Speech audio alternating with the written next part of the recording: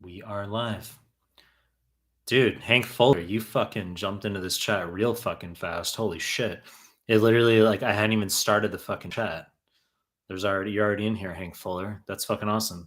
So, Hank Fuller, what you can do is you can write a question in the live chat bar right there. I'll answer it.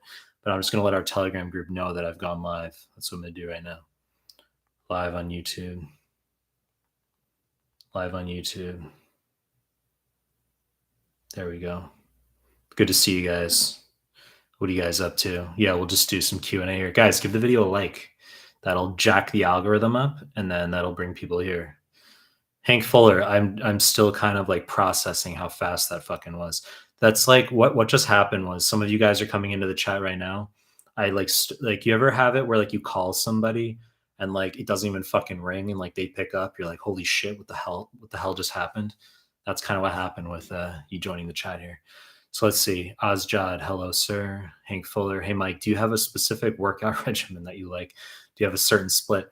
I mean, look, I'm here to answer med questions initially, right? I don't start off these live streams talking about me. I'll answer maybe some non-med Qs at the end, but the value has to be for you guys right now with the medical content. So I'll focus on that. But at the end, maybe we can do non-med stuff.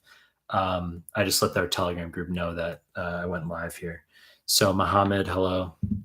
Kushal Giri, just want to say thanks, Dr. Mike. Shabab, guys, if you're joining the live stream, please give the live stream a like. Okay, please give it a like. There's 19 of you here, and only 3 have liked it. So I really appreciate it, guys.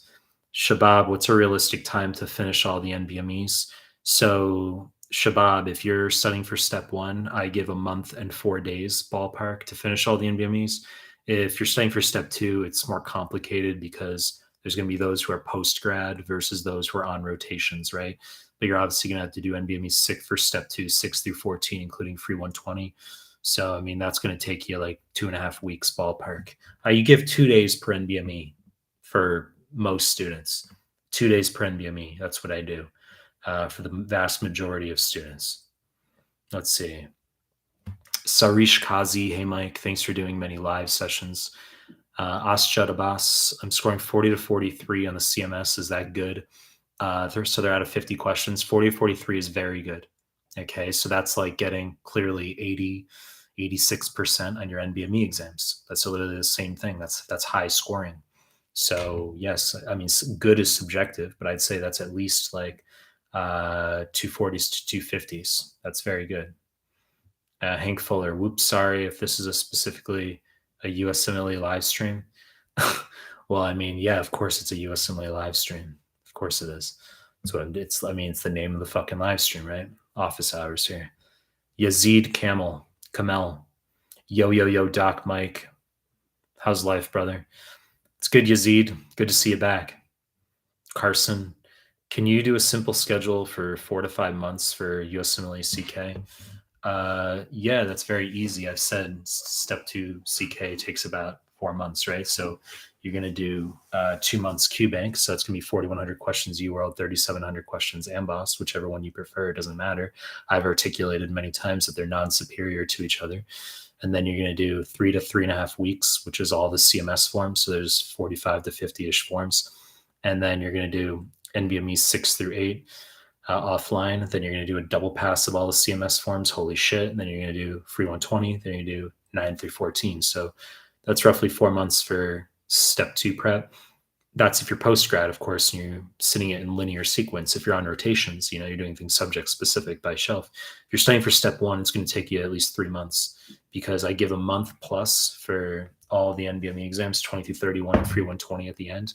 And I would say about 2 months for QBank. Okay. I've harped on this many times. Someone asked it.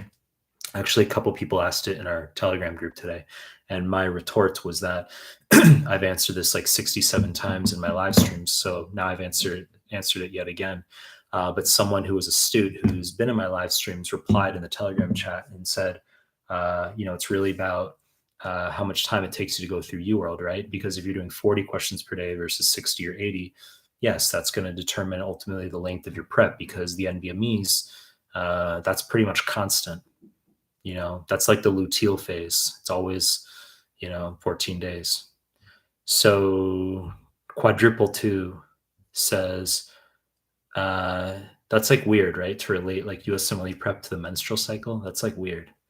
But I mean, it makes fucking sense, like, right? Quadruple two, what's your body count? Asjadabas, I'm one of those 3 likes, he. Well, 15 of you guys liked it, and there's 48 of you here. So for the remaining 30, 30-ish people here, 28-ish people here, can you guys please give the video a like, bring people here.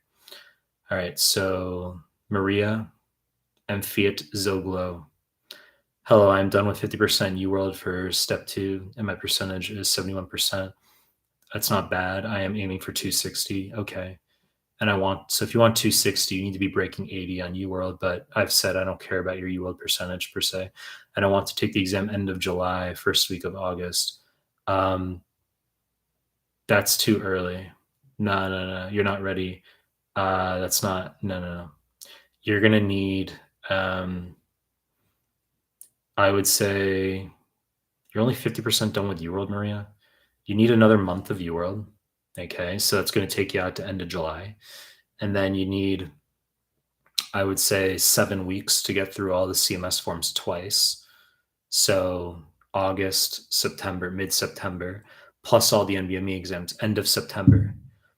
And then you say, wait, really? That's like so far in the future. I don't want to do that, Michael. I don't want to do that. That's like, I don't want to spend that long studying. Okay, well, I mean, you asked to get a 260, didn't you? I've said that the ideal scenario for step 2 prep is that you are doing all of UWorld or AMBOSS, and that you are doing the CMS forms 6 through 8, double pass of all the CMS forms, free 120, 9 through 14. That's what I've said. So you can take the CK earlier if you want. You have the autonomy, obviously. If you want to sit, first week of August, my question to you is, how are you going to get through double pass of all the CMS forms? How are you going to get through all the NBME exams, and how are you going to finish UWorld in that time frame? Like, you're not. So you're just shortchanging yourself. So if you can't move your exam, I understand. Okay, like, I understand if you can't move your exam.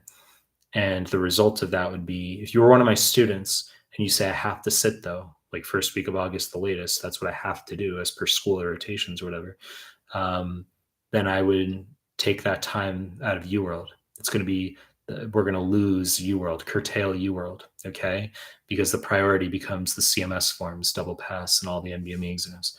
Yazid Kamel. Let me see. I just lost where I fucking was. 19 viewers in such a short time compared to last time. This is really good. 19 viewers. Well, now we got more, yeah. But like, it reminds me of like my early YouTube days where like, if you go back to my old fucking videos, I don't know how many of you have done that. If you go to like the earliest fucking videos on my YouTube, like from like end of 2020 when I first started the YouTube, I would get like 4 views on my videos, and I would like say that. That's kind of what it feels like, getting like, right now, kind of. In time, I'll look back and be like, I remember when I used to have under 100 people in like the live stream. I'll say that in the future at some point. Sarish Kazi says, what's the amount of dedicated time for step 2 prep? Just fucking answered it. I said 4 months. Hussam Halak says, hello from Syria. What's going on? Basem Zaino. Hey, Mike, 500 questions remaining in UWorld. My overall percentage is 58%. Correct. Step 1 in 30 days. What do you recommend? I recommend postponing. Now, here's the thing. If you say I can't postpone, I would instantaneously have you stop UWorld, and I would have you do NBME 20. You need to do NBMEs 20 and 21 offline, and we need to see how you score on those. And you're going to get, what you're going to do is take your number of incorrects. You're going to type into Google Images, not Google Images. You're going to type in NBME 20 score conversion Reddit, NBME 21 score conversion Reddit, and you're going to get graphs, the best fit line. You're going to plug your number of wrongs from 20 and 21 into the equation, and you're going to get a 3-digit score conversion. 197 is your internal equivalent pass score. I want 205, 210 plus, ideally. Now, The reason I have you cumbersomely change a 2-digit percentage into a 3-digit score conversion is because it's like Celsius and Fahrenheit. The percentages, they differ like a 58 on one form is different from 58 on another form by like a few points. I'm OCD. I like to know with precision exactly, precision and accuracy, like about where you're scoring. So if you get 190 to 196 equivalent on 2021, which is a fail, I allow you to quote unquote not fail, not that bad. Okay, if you get a mild fail on 2021, a 190 to 196 equivalent, as I said, 197 is a pass. I will allow you to proceed to NBME 22. If you get under 190 on 2021, you're going to postpone your exam and you're going to go back to UWorld. Okay, and once you go to NBME 22, you must pass now. You must get a 197 or greater on NBME 22, and I'll move you through the sequence 22 through 24, then free 120, and then 25 through 27. When you get to around NBME 28 or so, if you're not getting a 205, 210 plus, I consider having you postpone an entire month to do QBank. Okay, I've talked about this a lot where I don't want students YOLOing into the exam. You're not going to sit the USMLE if you're getting like 199, 200. I want my students to have more of a buffer. Okay, that's what I want. So I want 205, 210 plus equivalent. We're looking at like high 60s, 70, right? Like hypothetically, okay? Students ask all the time, like, what do I need to pass? Let's just say you can pass a USMLE form with like a 65 or maybe a 66 or a 64, depending on the form you get, right? Because the forms that you send the NBMEs are different, the same way the form you might get on the USMLE is different. So if you could hypothetically pass the 65, I don't want your NBMEs to be a 66 or 67. I want you getting like a 69 or 70 at least, right? We're just further ruling in the chance that you pass. That's all we're doing, really. So it's a long discussion, but that's like in a general sense what I'd want. You're gonna Bassem, you're gonna stop your UWorld right now, and tomorrow you're gonna do NBME 20 over 2 days. You're gonna do NBME 21 as well over 2 days. And as I said, if you get a 189 or lower on either of those forms, you're going back to UWorld for at least a month, and you're postponing an entire month of UWorld. And then you would postpone your exam an entire month. Diago Martinez, I'll move through with more questions here. Diago Martinez, hello, Dr. Mike. Should I do both UWorld and AMBOSS for step one? Or UWorld is enough? I've said either UWorld or AMBOSS. You're not going to do both. Okay, so they're non-superior to each other. You're going to do either. Okay. Carson, thank you, sir. Ahmed Malad. Hello, Mike. Onking head here. Did NBME 20, got 77 wrong. You're borderline. Then did NBME 21, as you told me, and got 60 wrong. Obviously better. When should I book the exam? Well, as I just fucking said, you're getting a 3-day score conversion. Okay. You're not I don't know when you're ready to book yet, because I would have you do I'll move you to NBME 22 now. Okay. You can sit, and you need to get at least a 197 equivalent on NBME 22, right? That's what you're going to do. But as long as you can pass those NBMEs, ultimately get a 205, 210 plus, you can sit. If you fail any of the NBMEs, then you're taking an entire month to do QBank. Okay. I will modify students' trajectories and give them essentially ultimatums that they don't want to hear, and that can incentivize them to do well. If I tell you, if you get like under a 197 NBME, you got to postpone an entire like extra month to 6 weeks, and you're like, fuck no, I don't want that. I'm like, all right, then fucking do well in the NBME then. And psychologically you'll be galvanized to do better, right? So Neil Fader Pekar, I'm in the process of memorizing wrongs from NBMEs. Can you please explain the purpose of this? I mean, what do you think the purpose is? You need to know the NBME questions, because that's the same as the real deal, the NBME exams. Should I expect word for word repeats my USMLE? The answer is yes. There are questions that repeat, yes. Okay. My real USMLE back in 2012, the anatomy questions from my real USMLE are the same ones that are on offline NBME 24. Why? No fucking idea, right? They just are. So there's questions that repeat from the old NBMEs on the new NBMEs. Okay, I mean, like for my teaching sessions with students, like I'll frequently use NBMEs prior to 20. I don't use 20 onward because I don't want to fuck with the students' scores when they sit those forms. But like, I'll use NBMEs like prior to 20 and like for my teaching. And And those questions repeat on the new forms, okay, from on 20 through 31. And then likewise, students get repeats on the real deal.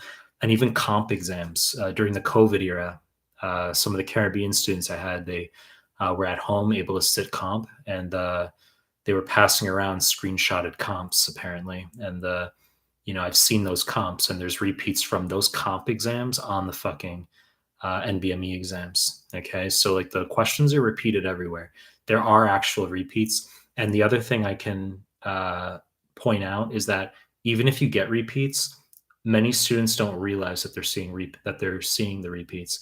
And the reason I know that is because as I just said, I've literally sent offline repeats prior to 20 that I know show up on the UNBMEs. The student will get a question wrong on one of their new forms that they're sitting. I'll be like, I fucking sent you that question a month ago.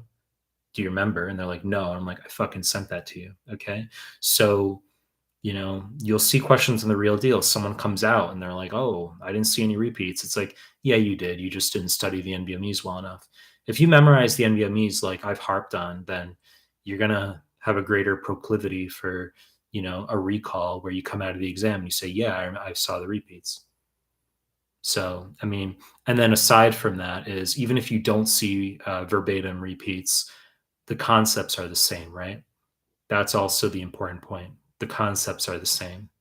And also, when you get questions that are new, that are novel on your actual real USMLE, okay, they're not verbatim repeats.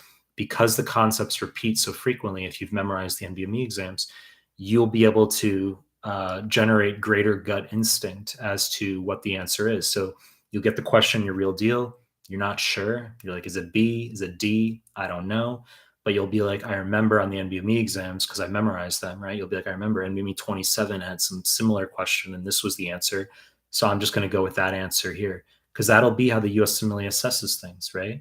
Sometimes they test things in a certain way, and you'll be like, well, maybe this is just how they're testing it again, and I'm going to choose the same answer I saw in the NBME exam, even though it's not an exact repeat. So students get all hysterical about the notion of like exactly how many verbatim repeats are going to show up.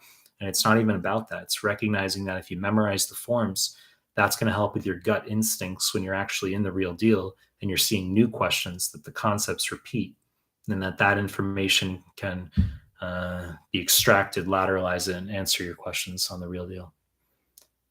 Shabab Chowdhury, is it a good idea to do a full-time clinical job and sit for step one? No, it's a terrible fucking idea. Okay.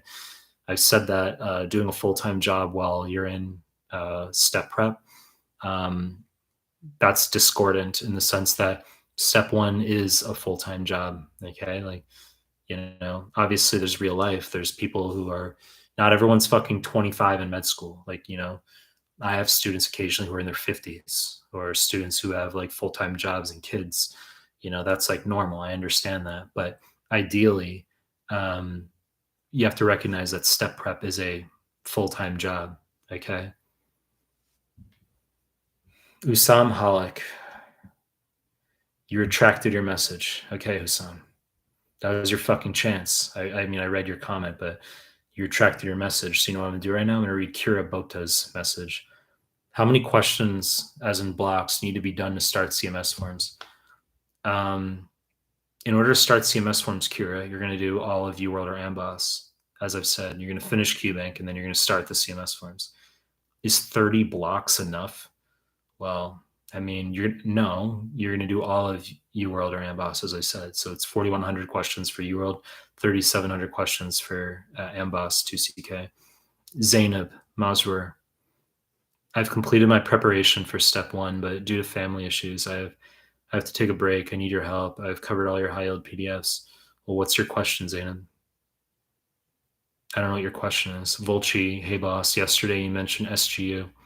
Is it a really good school? I'm not going to comment on like whether SGU is a good or not a good school. That's not really like my, like, that I'm not in a position to do that. What I can comment on is that they have this BSFCR comp exam that is no longer NBME proctored. And I have plenty of students from SGU, and it's to my observation that They'll often pass the BSFCR. You guys will get like a 55 raw score or something, which is a fail for USMLE. They'll curve you up to like an 80 and you pass. And then the student takes an NBME and they fucking fail it. And it's like, well, no fucking shit, because, you know, your raw score on the BSFCR was too low. So, you know, if you have NBME proctored exams, that's ideal for getting you through. Look, I'm not going to spend all day on my opinion of SGU. It's not unique to SGU. AUA also no longer NBME sponsored exam. I think Avalon as well. But the thing is, it doesn't matter what school you go to, as long as you just like can perform on the step exams. I'm dead fucking serious right now. Any fucking school you can go to, as long as you can sit the USMLE, pass step one, get a good score in 2CK. It doesn't fucking matter where you went to med school. I'm serious. This notion of like IMGs being at a disadvantage, you know, I really, it's speculative as to, it's going to be like based on, it's per program, the degree to which it matters. Okay. I think that as long as you ace 2CK, that'll level the playing field. That's really like what it is. So I lost where I was in the chat. Let me see. Fuck was I? Here we are. TikTok funny videos asks, "Hi sir, are there any way to get prepared for step one only studying FA, UWorld, and Mehlman?" And you spelled my fucking name wrong. Is it enough? That's a cuck question, because I've said that the FA era is over. FA is superfluous at this point. You're going to do the tetrad is UWorld or Amboss. That's number one. Number two is going to be my free high yield PDFs, which are based on the NBME content. They're not superfluous. They cut to the chase. Number three, my YouTube MCQs, the audio QBank. Okay. And then four, all the NBME exams. And for step two, that includes the CMS forms. It's NBME content. Usam Halak. If I reach my goal before doing all the NBMEs on CK, should I do them before the exam or just go for it? No, I don't want you YOLOing. For CK especially, it's a bad fucking idea. You have to have a high level of audacity to sit for the CK, not having done a double pass of all the CMS forms and all of NBMEs 6 through 14 and pre-120 and all of a QBank. And the reason I say that is because even if your quote unquote goal is getting like a 250, like why wouldn't you just study longer and then get like a 260? Like, why wouldn't you? It's like CK is the bulk of your fucking competitiveness. So like, I don't understand why you wouldn't do that. Carson, thank you so much, sir. Carson, what do you like? I haven't even like, did I even answer a question from you today? I think it's like the second time you just thanked me. I mean, I appreciate it, Carson. Shadow. My NBME 29 to 31 percentages are 71%. That's good. Okay, 71, 69, 73. Yeah, that's good. Am I ready to test next week? I'd say yes, but I still want you to get the 3-digit score conversions because I'm neurotic. I want the 205, 210 plus. I want to see those numbers. You're good, but I want to see those 3-digit numbers. And then I want the other NBMEs as well. I'm assuming you sat some of the other ones, but I want, you know, it's audacious not having done 20 through 28 if you haven't done those. Mohammed Al-Jarrah, you're best of the best. Thanks, Mohammed. E asks, is this USMLE or Mike's life hour? This is USMLE right now. I'm not doing non-med questions right now. This is just USMLE right now. Sagar Patel, hello, Mike. Hello, Sagar. Rediscovering ASTA. Hello, Mike. I just gave my UWorld self-assessment 1 today for step 2. Got 58%. I have my exam in 20 days. I felt the question pattern quite different from NBME CMS forms. What does the real exam replicate like? The real exam is the same as the NBMEs, not UWSA. Should I revise UWorld again? Your exam's in 20 days? Absolutely not. That's a troll question. I've inculcated that in the final month, you're not going to be touching QBank. You're going to be doing just NBME content. For step 1 and 2, you're going to be doing just NBME content in the final month. UWorld doesn't have a role. Amboss QBank doesn't have a role in the final month. Champion ass. Good to see you back, champion. trying to remember what you asked me in prior live streams. What to do when you're burnout, solving Q banks, and when you have to manage college. When you're burnout, solving Q banks, if you do encounter an impasse where you feel as though you can't get through a Q bank, you're ADHDing out, then I've said do blocks of 10. Okay, that's a very effective way to get through Q bank. Some of you watching this already have heard me harp on this. Others, you don't know what I'm talking about, right? But I've said if you do blocks of 10, that's a very effective way.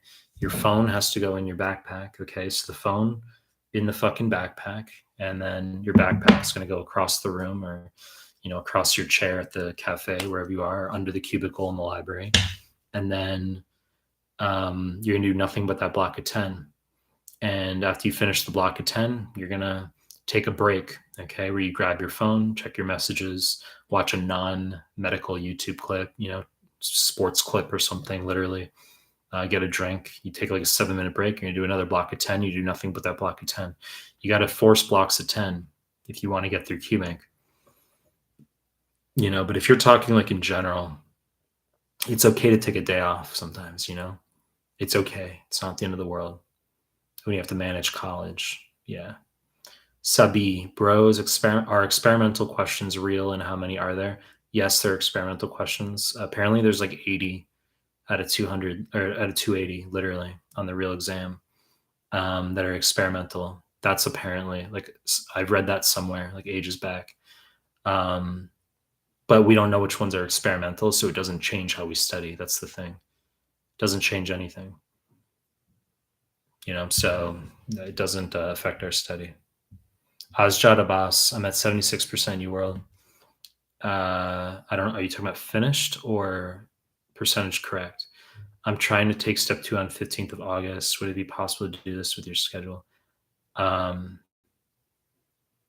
Abbas, Azjad, I don't know if you're, I'm assuming you're saying 76% finished then. Well, you got to fucking finish it. I would say it's going to take you at least like 2+ weeks, like 3 weeks, 2-3 weeks. And then you want to sit 15th of August. You don't really have enough time, because you're going to need 6 to 7 weeks to get through 2 passes of the CMS forms. And then you're going to need at least like 9 weeks post UWorld to do all the CMS forms twice, and to do all the NBME exams 6 through 8, then through 120, then 9 through 14. You're going to need at least like 9 weeks post UWorld. So you don't really have that time. If you can't move your exam, you're just going to drop UWorld early, and you're going to get through all the NBME and CMS content. If you can move your exam, I would just move it, okay, and make sure you finish UWorld. Sumit Sharma, hello sir, can we use Amboss USMLE CK because UWorld's expensive? Absolutely. I made YouTube clip. I've made a few YouTube clips talking about this, where I've said UWorld and Amboss are non-superior to each other, so they're both going to increase your score the same. And one of the biggest downsides to UWorld is that it's egregiously overpriced, in my view. I do agree with that sentiment. It's like, well, they're capitalizing on big branding, which, they've had 2 years, the fuck am I saying? 2+ decades of everyone using their key banks. So now they charge an egregious amount. But yeah, Amboss, I think, is absolutely a good bet for sure. RP, how to study quality and safety control for step 2. What is your tip? My tip/trick for quality and safety control is not to fucking study it. Okay. So it's like, wash your fucking hands, take catheters, IV lines out when they don't need to be in. Okay. Like, I mean, a lot of that stuff is just like basic intuition, and like, also the notion of like not studying real medicine, like not reviewing internal medicine or like surgery concepts or like OBGYN, so that you're focused on like safety science, is a waste of fucking time. Everyone is equally uncertain as to what quality, safety control, all that stuff. Like, everyone's equally uncertain as to what that even entails.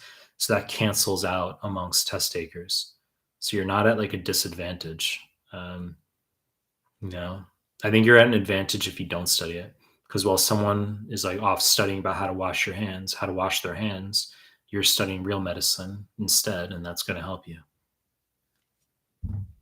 Yes, started seeing from the video number 1. Mr. Amateur 96 liked. Thanks, Mr. Amateur 96. If you guys are just joining the live stream, please like the video so that it drives the algorithm up and brings people here. I really appreciate it, guys. Div, change lamp color to white once. Why white? You want my lamp color to be white? There, that's bright. I can do 50%. 25%. There. How's that? Are you like content with? Do you like that? Div, are you happy with that? Why don't we go back to color? There. Let's go back to color. Color's cool, right? Color's nice. Mr. Amateur 96, how do you repeat this stuff every day? Props to you. Good fucking question. Yeah, you're right. I mean, I answer the same dumb questions daily. And, you know, that's kind of, that's what it entails. That's what the process entails. Like, you don't grow an influence by accident. Like, you grow by answering the same dumb fucking questions in like a Twilight Zone. That's kind of what it is. It's about what you can tolerate, essentially. Truthfully. Fayez Fahal. Hello, doctor. Stupid question. I am doing all random UWorld, but there are topics, e.g., hematology, where I'm clueless and it takes ages to review my block. Should I pause UWorld to review these topics or just keep smashing UWorld? You're going to do 40 UWorld questions in the morning. You're going to take lunch, and then you're going to do in the evenings, afternoon/evenings, my hematology PDF / the hematology playlist. That's what you're going to do on the YouTube. That's how you're going to remediate, quote unquote, subject specific while you're doing random untimed tutor in UWorld, right? So whether it's hematology or whether you guys, like you say, I suck jack fucking shit at Immuno, for instance. UWorld, untimed tutor, random, 40 questions, lunch, afternoon, evening. Now, rather than doing you can titrate up to 80 questions if you don't feel like doing PDF reading or YouTube MCQs. Never fewer than 40, never more than 80 questions in a day. But the afternoon, evening phase, rather than titrating up to 80 questions, you could do e.g. Immuno PDF plus Immuno playlist. That's your subject specific study. You say, well, the next 5 days, I'll do like Immuno in the second half of the day, but my first half of the day is always untimed tutor random QBank. That's how you're going to remediate certain subjects, right? SoulCal24. Hey, Mike, you said if you're really weak on a subject like biochem, for example, would you advise to watch your YouTube MCQs and reading the PDF before you go into questions? No. You're going to do things simultaneous. The notion of like studying for a subject by like reading the PDFs or doing YouTube before question bank. No. You need to be on question bank all the time.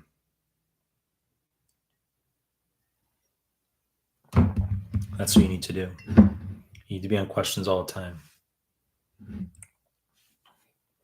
Oz Shadabas, 76% UWorld completed with 73% overall. Correct. 240 on NBME 9, want to take it August 15th. Sumit Sharma, you can use biochemistry Anki as well. Yeah, my biochemistry Anki is very good. It's paid though, of course. The PDF is free. Let's see. I don't want to do that. Like I accidentally like double clicked and like it gave me a bunch of options and I'm like, oh, I didn't realize I could like hide users from the channel.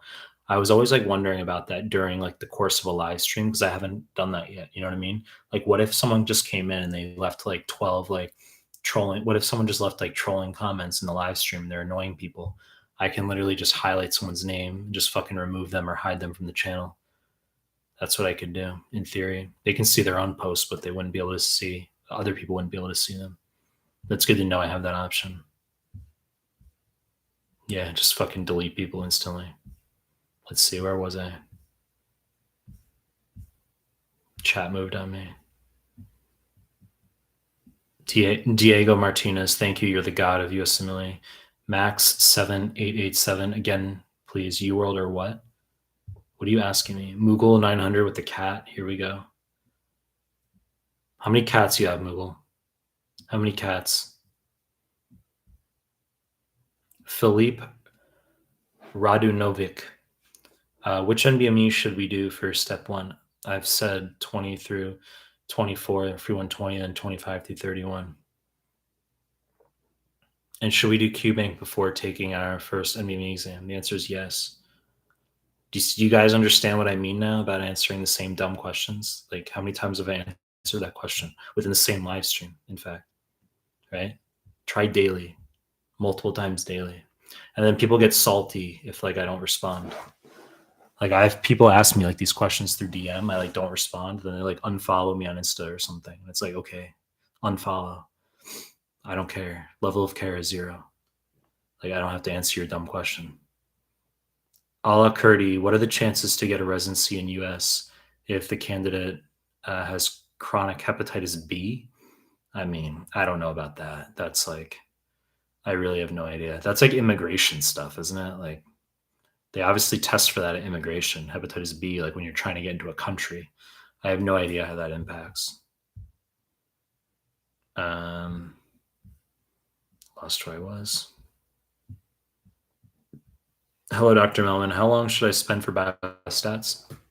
It's just a little difficult for me to answer in 1 to 5 minutes to those questions, or 1.5 minutes to answer those questions with formulae. I mean, math questions on the exam, you're going to flag always. All biostats questions you should flag so that if you have time at the end of a block, you can go back and double check all your math. Okay, that's my advice for biostats. You can go through in preparation, you go through my biostats PDF and just know the biostats on the NBME questions very well. Ali H, hello, Dr. Mike, a DO student here who is open to writing USMLE but has to pass COMLEX. Yep. I have to focus on TrueLearn, QBank. Can I do TrueLearn and NBME or no recommend? Bro, I'm starting to think you're like a troll for like this QBank because I think you've asked about that QBank a lot. You know, sometimes you get some people who like pretend like they're like a student studying and then they'll mention the same fucking resource repeatedly. I think you're genuine though, because you've asked like I think I remember you in my prior live stream and you asked a lot of genuine questions. I recommend just UWorld or Amboss. Like they're better. They're tried and true, right? Like I would use UWorld and Amboss. That's my view. And then do NBME. When I prep COMLEX students, obviously you have to get your 460 to pass COMLEX, and you're going to study your bluer as a, you know, who was it from yesterday? Someone Chang, Ashley Chang. I can't remember the first name. There was a girl in the chat yesterday who said it's not a blue book, it's a green book, but it doesn't fucking matter. For OMM, you're going to do your little 270 page blue book or whatever. For study for OMM on the side. But apart from that, I want you to do NBMEs 20 through 31 for 120, same as the step 1 students. Toby, Mike, please tell me I'm a good boy and study good. Ali H, is it hard to write 2 licensing exams because the COMLEX questions are worded differently and are longer, and UWorld Amboss alone are a bit. I mean, if you study for like step 1, it's like coming out of 100-mile-per-hour batting cage, and then to deal with COMLEX, it's probably like being in a 90-mile-per-hour batting cage. So it's a step down. I'm just speculating. I shouldn't actually opine that. In other words, I just wouldn't worry about the notion of the questions being different. Really, I wouldn't worry about that. You have ComBank. I would just do UWorld or Amboss. I don't think it matters, bro. Volchi, so your PDFs are not based on NBMEs 20 to 31, but 1 to 19. You just said in your teaching you don't use questions from 20 up. My PDFs are mostly based on NBMEs up to 20, but the concepts repeat. Some of my PDFs, concepts I know off the top of my head, right? I mean, what do you think I fucking do? Like I review NBME exam with students all the time. So I know what's on the NBMEs. So I know what to put in my PDFs as high yield information. the notion that my PDFs artificially inflate your scores is nonsense. I think it's people just searching for excuses. You get two camps of people. You get some people who would be theoretically glad that my PDFs don't cover 20 through 31 because they don't want them, the PDFs to overlap with those exams and, potentially inflate their scores. That's their concern. And you get half of people who are like, oh, but wait, I want them to cover 20 through 31 because that's the most relevant information, isn't it? I mean, look, people can't duplicate what I do because I have experience from the NBMEs, right? So the high yield concepts go in. Things that show up on 20 to 31 that are high yield, like I'm aware of what's on those exams. And I create the PDFs, just my general knowledge is what goes into what I write for those PDFs. So I'd say all the NBMEs, literally 1 to 31, are covered in my PDFs. Assam Salama, hey Mike, what's the best way to learn immunology from scratch? My high yield immuno PDF. I mean, if you guys haven't done my high yield immuno PDF, it's fucking ace. Okay, so you should do the high yield immuno PDF. All right, and the high yield immuno playlist on my YouTube questions. Guys, if you're coming in the live stream, please give the video a like. I really appreciate it. We'll drive the algorithm up as well. Rain Sarai, RB Rena S. Thank you for that DR, Mike. Step prep is a full-time job. It is a full-time job, as I said. Madeleine Perez, you're in the last phase of prep with eligibility till August 31st. You still haven't done NBMEs, and your UWSA 2 is 41%. And your first pass of UWorld 35%. Do I do all your PDFs? How many times do I do FA? Or NBME, you asked like 5 questions. NBME 20 to 24 most predictive question mark. First of all, eligibility end of August. You're probably not going to be ready to sit by end of August. Now, if you were coming to me for the first time, like if we were meeting over the Skype as an example, and you say, no, but I want to sit by August 31st, can I get up? I'd say the chances are like low, but don't allow me to be a fucking asshole who is going to deter you. So it's based on data points, right? Like, show me, prove me wrong.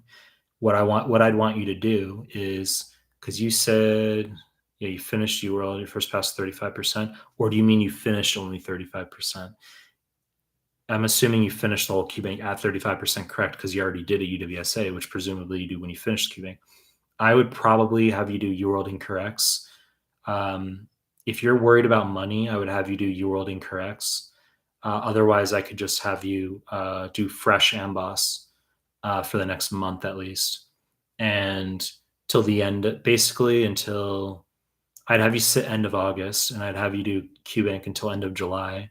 And then I could have you entertain NBME 20 and NBMEs 20 and 21 at the end of July. And if you get a 189 or lower 3-digit equivalent on 20 and 21, I would tell you you're postponing. Right now, I can tell you you're going to have to postpone. But as I just said, don't allow me to be a fucking asshole who is going to deter you. So, show me. So learn a lot in QBank over the next month. Take 20 and 21 at the end of July. Break 190, which is a mild fail.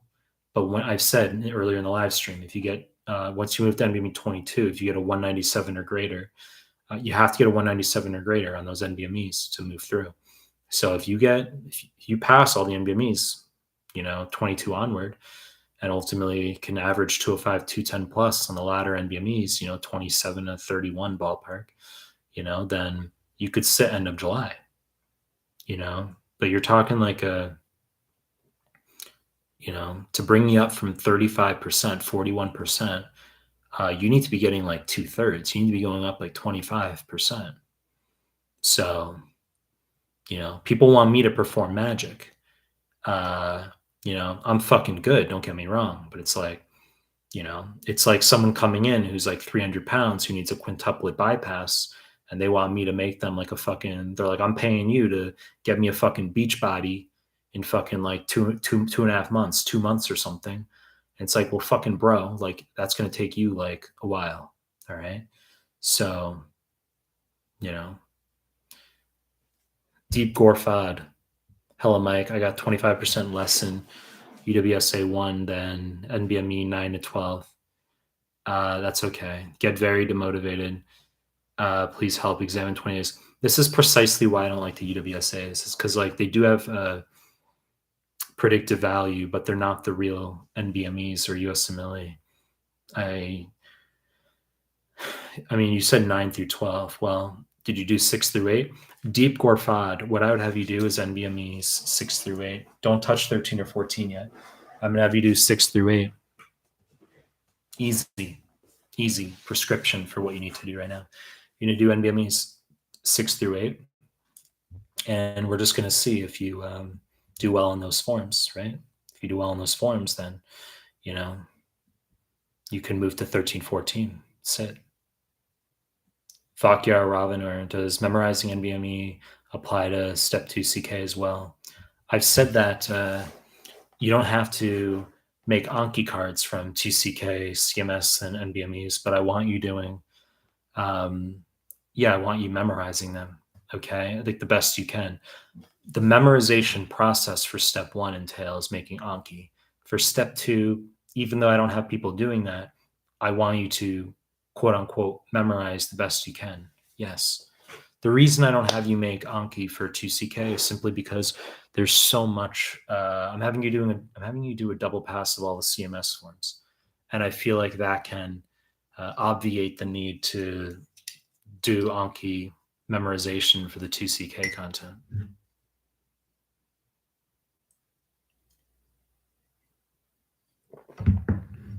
Drill McKenzie. So Drill McKenzie says, how many dicks can you fit in your mouth before PO2 goes symptomatically down? Let me see if I can, maybe I'll block Drill McKenzie. Let's see. See what I'll do right now. Hide user from this channel. That's what I'm going to do. Drill McKenzie.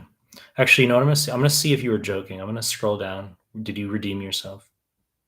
No, you just asked a trolling question. I feel like you were in my like live stream like a while back and you asked like productive questions. But now you ask a trolling question about how many dicks can I fit in my mouth. I'm straight. I've said that. But you just asked like a trolling question. So yeah, I think I'm just going to hide this user from the channel forever. That's what I'm going to do. Never again. This user will ever, I'll never see this person's comments again for the rest of my life.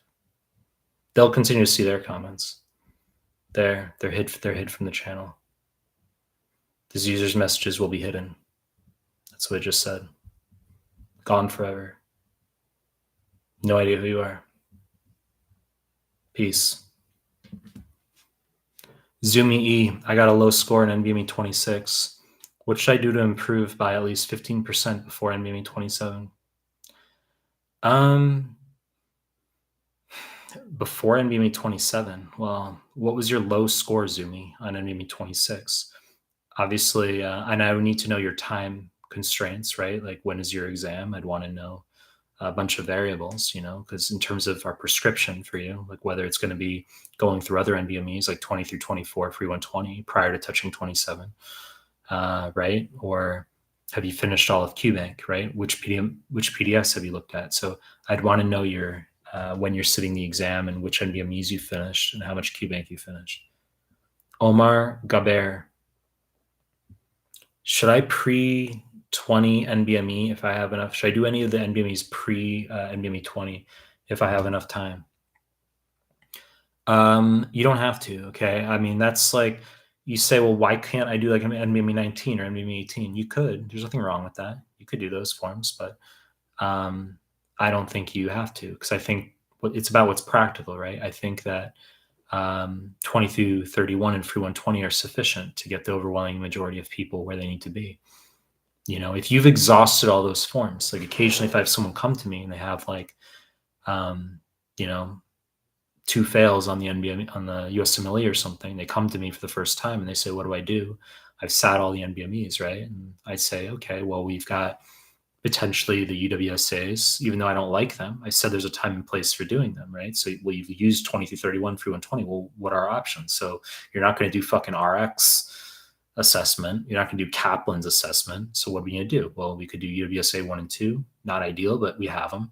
We could do NBME 19, 18, etc. That's what we could do. So, but it's not mandatory to do those forms. I think finishing QBank, Amboss or UWorld, followed by 20 through 24, free 120, 25 through 31. That's sufficient. That's ultimately sufficient. Ezra Aletkawi. Should I keep going to the gym during my dedicated period? The answer is absolutely. Sudar Shan Sharma says, why is your face like that, dude? I said this during my prior live streams. This is like a normal thing like that. I've said you gotta, as you grow in influence, you have to handle people saying shit with their big fucking mouths. That's okay. That's normal. You have to. Some of you will say, "Oh, don't read comments like that. Ignore those comments." I'm saying that's okay. Like criticize me, criticize my appearance. Like that's like you have to be able to handle that, and you have to be able to handle people talking shit on you, shit about you on like forums on the internet where you can't respond. You know, I'm not big, but if people who have influence, like you have to develop a thick skin where people talk shit and you're not able to respond. So, but what I will do actually, Sudarshan Sharma, you know what I'm gonna do? I'm gonna hide you from my channel. You're gone forever. That's what I'm gonna do. Hide user on this channel. Let's see. Users' messages are hidden, blocked. Yeah, you're gone forever. I'll never see you again. I'll never hear a comment from you again for the rest of my entire life. That's it. No idea who the fuck you are. How's that? That's, I mean, you have a big mouth. Well, what's going to happen is you lose your ability to communicate with the content creator forever. But since I have no idea who the fuck you are, you could probably like, DM me on Instagram in 6 months. I won't even know. I have a pretty good memory though. Hashash, tips to do step 1 in 1 month. I mean, all the NBME exams, right? High yield arrows. High yield arrows priority. You're going to do that. Volchi, how much do you charge for tutoring? A lot. It's not because I'm an asshole. It's just demand, right? Ali H. But the prices, I'm not here to preach that right now, but you can go to the pricing tab on my website. And if you can handle not paying rent, you can go that route. Ali H. Hi, Dr. Mike. There was a free internal med PDF I downloaded on my site. What happened to part 2? You're talking about my high yield mixed reviews, 1, 2, 3, 4 PDFs. What happened to part 2, 3 internal med PDF? What the fuck are you talking about? They're all on my site. They're on my site. Jack Hoy, what is the best predictor for how you will do on step 2 CK? Average of NBMEs? Correct, Jack Hoy. So the NBMEs are the real USMLE, right? They are the real USMLE. So people say, okay, so they're like most similar. You're saying, no, they are the real USMLE. Like when you go into the real deal, it's going to look like UWorld, okay? It's going to be a UWorld appearing interface, colors, calculator, lab values, but the questions will be NBME questions superimposed into that interface. Okay, that's what it's going to be. So how you do on the NBME exams in the final month, like, I tend to arbitrarily just use the figure of 30 students. Why? It's just what I do. Okay, so for example, if I have 30 students, let's say, who sit the NBMEs, the vast majority of the NBMEs the final month like they're supposed to, maybe 25 out of 30 will get around the average of all their NBMEs, right? And maybe 3 out of 30 will get higher than their NBMEs. And they're like, Mike, you're the GOAT, you're the best tutor ever. Couldn't have done this without you, like to get their 240s average, but they had like a 260 on the real deal. And they're like, you're amazing. And I know it's not about me. It's just maybe they got a good form, right? And then 2 out of 30, they score low. Maybe the lowest, if you sit all the NBME exams and you got some good performances, some shitty, and, there's an average, your expectations are I'm going to get average or better. That's my goal. And then you get the shitty outcome, which, you did have a result that was shitty. It was one of your scores, and that happened to occur on the real deal. That's just how it works. Maybe 1 out of 15 students. That can happen. But most students, maybe 25 out of 30, like 5 out of 6, will get around the average of their NBMEs. But the NBMEs have to be sat in the final month. If you sit in NBME like 8 months out, 6 months out, I mean, that's different, right? TikTok funny videos. You're helping all doctors. Thank you so much. Imran Body, my NBME 25 score is 72%. Examine 1 month. What? 72% NBME 25 is a good score, right?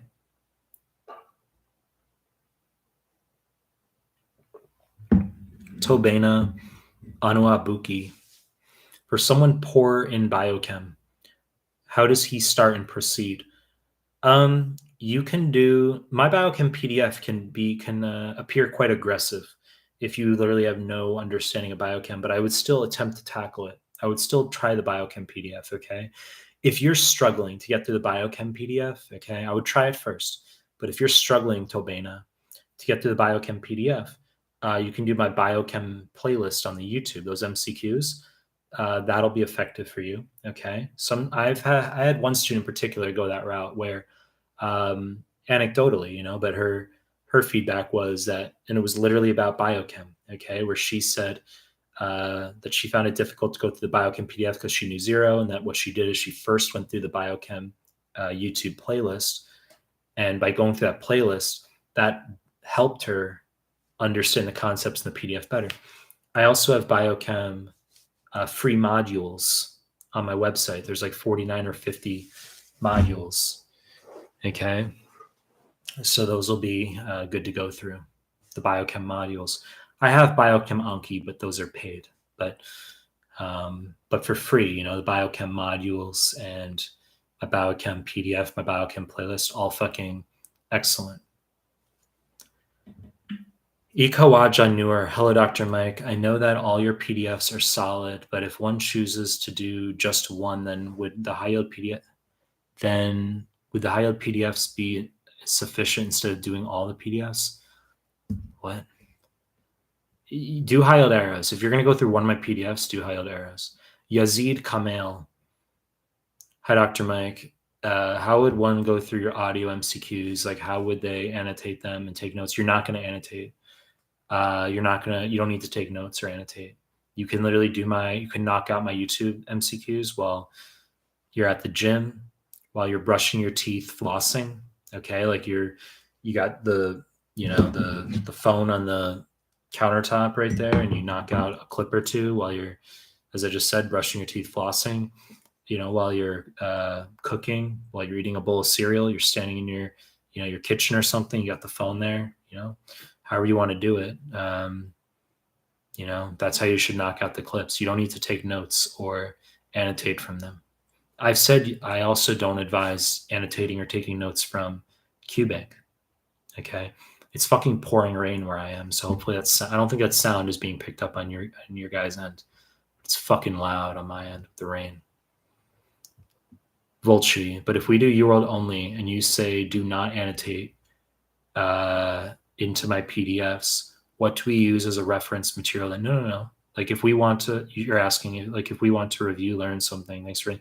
I've just said that the student's asking about the notion of annotating from QBank into my PDFs, right? Like, isn't that reasonable? I'm saying I don't think you have to do that. I would just read both. Do the questions in QBank, read the explanations, don't annotate, just read my PDFs. And then you say, well, I'm forgetting things.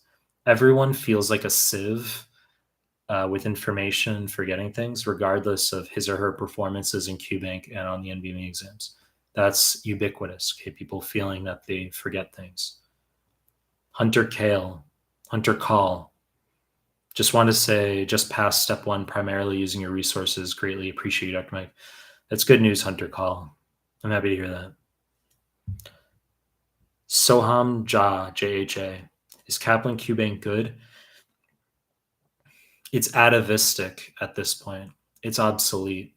Okay, so Kaplan strictly exists within the B2B domain, meaning that they no longer occupy the niche of B2C where students, like no one talks about Reddit, like doing Kaplan QBank, or like no one talks about like Kaplan as like, yes, you got to do that. It's no longer B2C.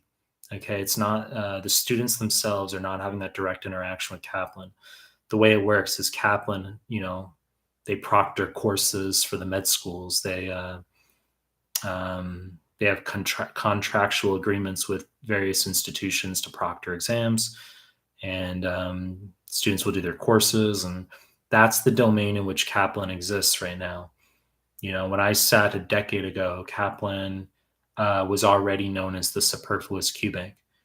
The impression was they're very austere in terms of their question style and very untethered from the USMLE curriculum. They tend to just teach a broad, generic medical course. Like, you get questions that are very obscure. The point is, I wouldn't recommend doing Kaplan. Okay, I wouldn't recommend doing Kaplan. I'd prefer Amboss or UWorld. Like, sorry, Kaplan. Okay, I mean, the same. Like, I'd want to see evidence that Kaplan has like improved and that they're making active strides to like. I would need to see feedback from like students who've like, done Kaplan, even though I've said not to do it. Like, students have said I've done it anyway, and like, I've also done UWorld or whatever, and like Kaplan was way better than, I'd have to hear those types of feedback, that type of feedback, and like for my thoughts to shift. The same Zano. I'm sorry for asking another question, but I did NBME 25 like 2 months ago and got a 178. What was your question? Yasser Syria, thank you for your time. Speedy Cruise, Speedy Cuts. You passed CBSE. Thank you for your PDF. I took a note of some questions that appeared on my exam. Would like to give you feedback. See if you see it worth your time to add on to Audio QBank. Where should I send it? You can DM me on Instagram. DM me on Instagram. That's the best way to get a hold of me. You know what's funny is some people DM me on Instagram where they're not following me, and they have the audacity to think like I'm gonna cater to their dumb fucking questions. Like, if you're gonna ask dumb questions to me on like DM me on Instagram, at least like follow my account, right? It's intentional. Like, some students will say like, I've pushed. I'll be like, you can follow this account. They're like, oh, I didn't realize. It's actually intentional because people aren't fucking stupid. Let's see. Or maybe people are stupid. Yazid, wish I can like this live more than once. Yeah, guys, thanks. If you're just joining the live stream, please give it a like. Really appreciate it. It'll jack up the algorithm a bit. Tahu Blad, is 88% on old free 120 enough to pass step 1? That's so laughable, dude.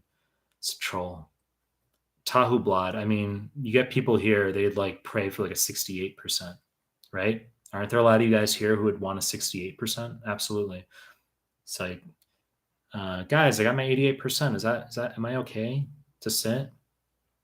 It's high, Tahu Blad. That's like 250s equivalent. Let me see. I lost where I was in the chat. There we are.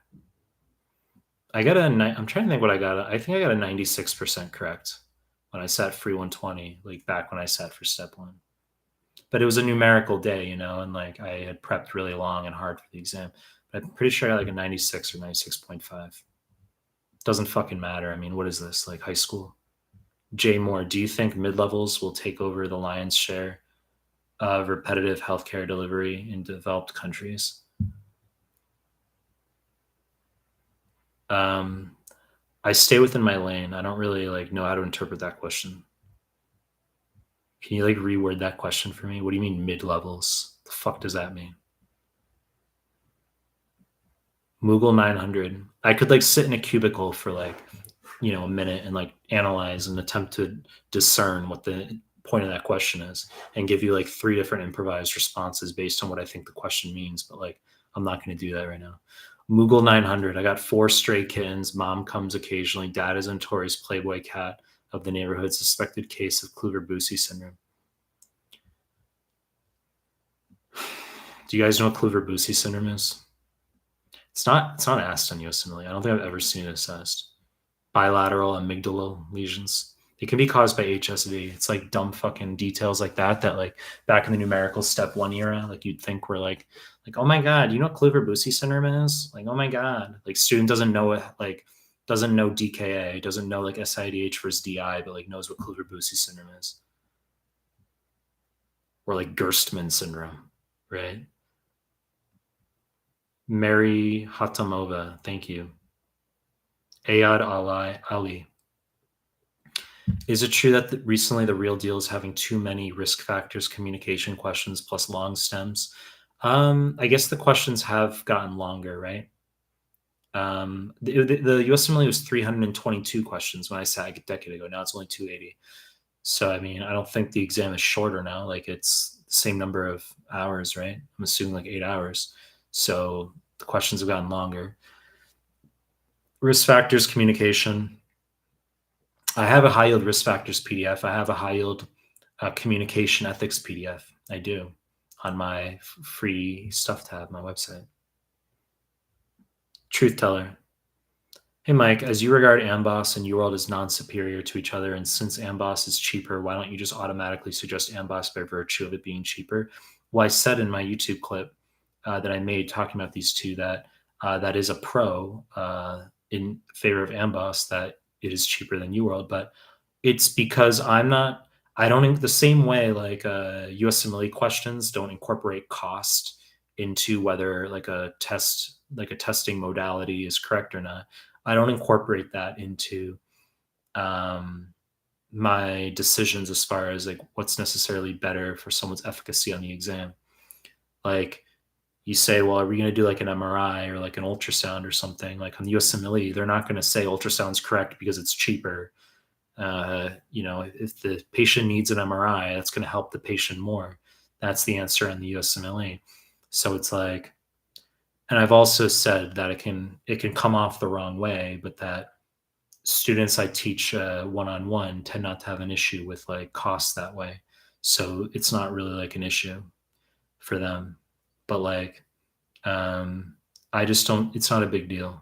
Like if someone has a subscription to UWorld, like they can just work with that, do the incorrects from it.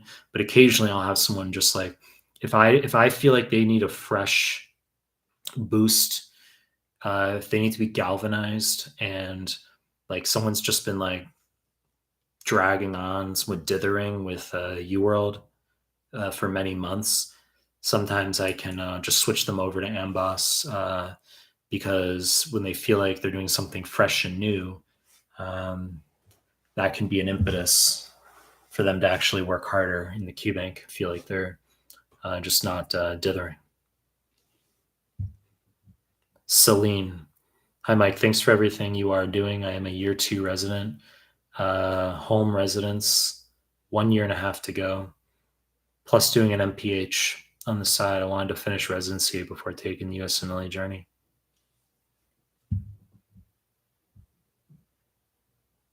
So that I can have a backup, but I feel like I am just wasting my time doing home residency. What do you think? Well, if you're in residency, you haven't sat the USMLEs yet. I mean, life's only going to get more busy as you move through. I think there's going to be a decreased, non-increased probability of you sitting USMLEs as you get further down your medical route. You're only going to get busier, and you're only going to be disinclined to want to sit exams. Like, would I want to sit a fucking like USMLE at this point? No. Like when you're in attending, you're not going to have an interest apart from mandatory, continued education points or whatever you need to, accrue for the, continued licensing, et cetera. But I would say you got to like be studying for that now. I wouldn't, but you said you're doing an MPH on the side. Yeah. I mean, it's hard to juggle multiple things at the same time. Like it is. It's what it is. I was doing my med degree and a master's at the same time when I was in Australia. It was a PhD initially. I hated it, so I left to the master's. And then I was doing study for 2CK at the same time as all that, and it was hard to balance all of it because you can't divide 100 by 2. You can't divide 100 by 3 and get 100. That's the adage or the aphorism is that you can't 8 hours you spend playing golf is 8 hours you spend not playing tennis. So if you're focused on your MPH and you're being a resident, then that's time that's necessarily taken away from USMLE prep. So maybe your relative fraction in an absolute sense still bears greater efficacy than others, who can devote more time. Philippe Radovanek. Sorry for the repeat questions in prep and planning to schedule the exam for early next year and around February. Still have to do QBank. Ragda Mohammed. Hello, doctor. Can I know how much farm is there approximately in the exam? And what are the high yield classes? Thanks. There's actually like an objective breakdown on the USMLE website. Like if you literally go to the USMLE website and you go to like information about like each exam, they have like this 90-page like nonsense PDF of like very generic information. I think there actually is a breakdown of percentages where they'll say like 5 to 10% or like 5 to 7% will be like pharmacology, right? Like they have breakdown of actual percentages, but people obviously report getting different tilts of questions on their exam. Like I had very little farm on my real step one, which pissed me off because I was good at farm. But I mean, some people get a lot of farm, right? So it really just it's a toss up. And what are the high yield classes? I mean, I have farm modules on my site. I've got farm Anki. Your exam is in 3 weeks. Which NBMEs should you do? You should be doing all of 20 through 31, free 120.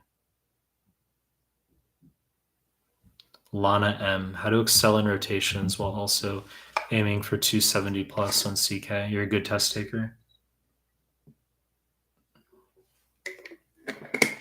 Well, you're going to do all of the QBank questions for each shelf, Lana.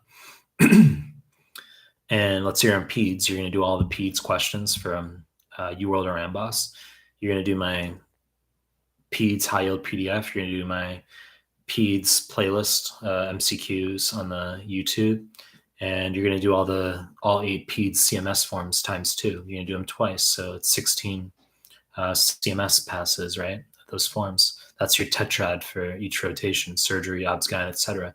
So you got to get through each CMS form twice. That'll help you not only ace your rotations, but also, you're going through all the necessary material to help you ace 2CK. At the end of the day, before you take 2CK, you have to have a double pass of all the CMS forms done. You have to have NBME 6 through 14 and free 120 done. You have to have gone through my PDFs and my YouTube MCQs, QBank. You got to go through all that. Equa Newer says no Anki for step 1. No Anki. That's correct. No Anki for step 1. Only for making cards of your incorrects from the NBME exams when you're doing stacked review at the end. That's all you need Anki for, but you're not making Anki from QBank. You're not making Anki from my PDFs. You're not making Anki from my YouTube MCQs. GT, are your pre-recorded lectures the same as your PDFs? They're not. Those pre-recorded lectures on my site are old, but I keep them there because occasionally students like them. The material is not outdated. It's my teaching style that's outdated in those pre-recorded lectures. But they're older. It's just older content, right? I mean, it's like my old YouTube MCQs, right? Like if you go back to like my older YouTube MCQs, do you notice, guys, that the style is like different, right? Like it's like I was in a different apartment and just different style with the questions. Things were different. It's kind of like that with the pre-recorded lectures. Like those, in fact, even preceded the YouTube MCQs. Those preceded the YouTube MCQs. But some students like them. Some students like the notes from those lectures. That's what you're asking me on comparison to PDFs. They're different though. Ali J. Mike, do you have any investments? Curious if I'm the only one who doesn't invest. Well, it's a non-med question. Cryptocurrency. I invest in Bitcoin, but I want to stay on med stuff right now, but I'm waiting for prices. I think prices will collapse and then I'll buy more. And if I'm wrong, then that's how it works. When we all be like billionaires if we could time the market, but I'm banking on We will get some more of a bull run maybe in the next like month or so. Maybe it'll hit 30.35 again, but I'm banking on the S&P 500 collapsing and Bitcoin as mostly a risk asset collapsing with it. And then I'm going to go in hard. I'm going to go in hard. Guac ASMR. What is the quickest way to learn content with a very weak foundation? UW doesn't feel useful because I am basically just guessing on every question. Well, you just have to move through UWorld. I've said, guys, that if you're going through Question Bank, Amboss, or UWorld, and you're getting shitty percentages, or you feel like you don't know anything, you just have to remain agnostic and not get emotional with your blocks and just continue to move through.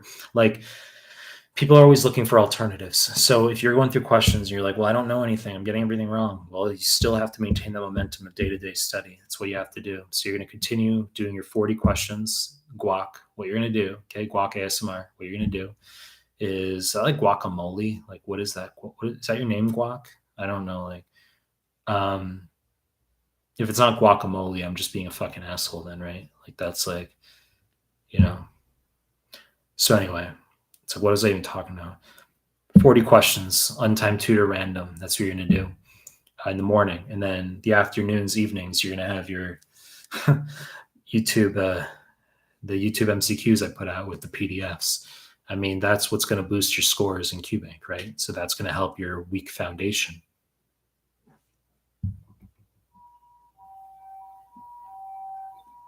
That siren is on my end.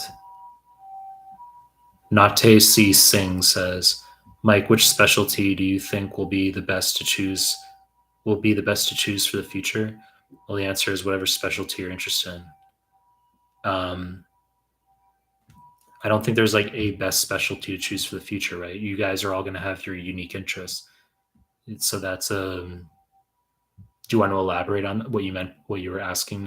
Not testing. Mustafa, tips on having 100 children, question mark.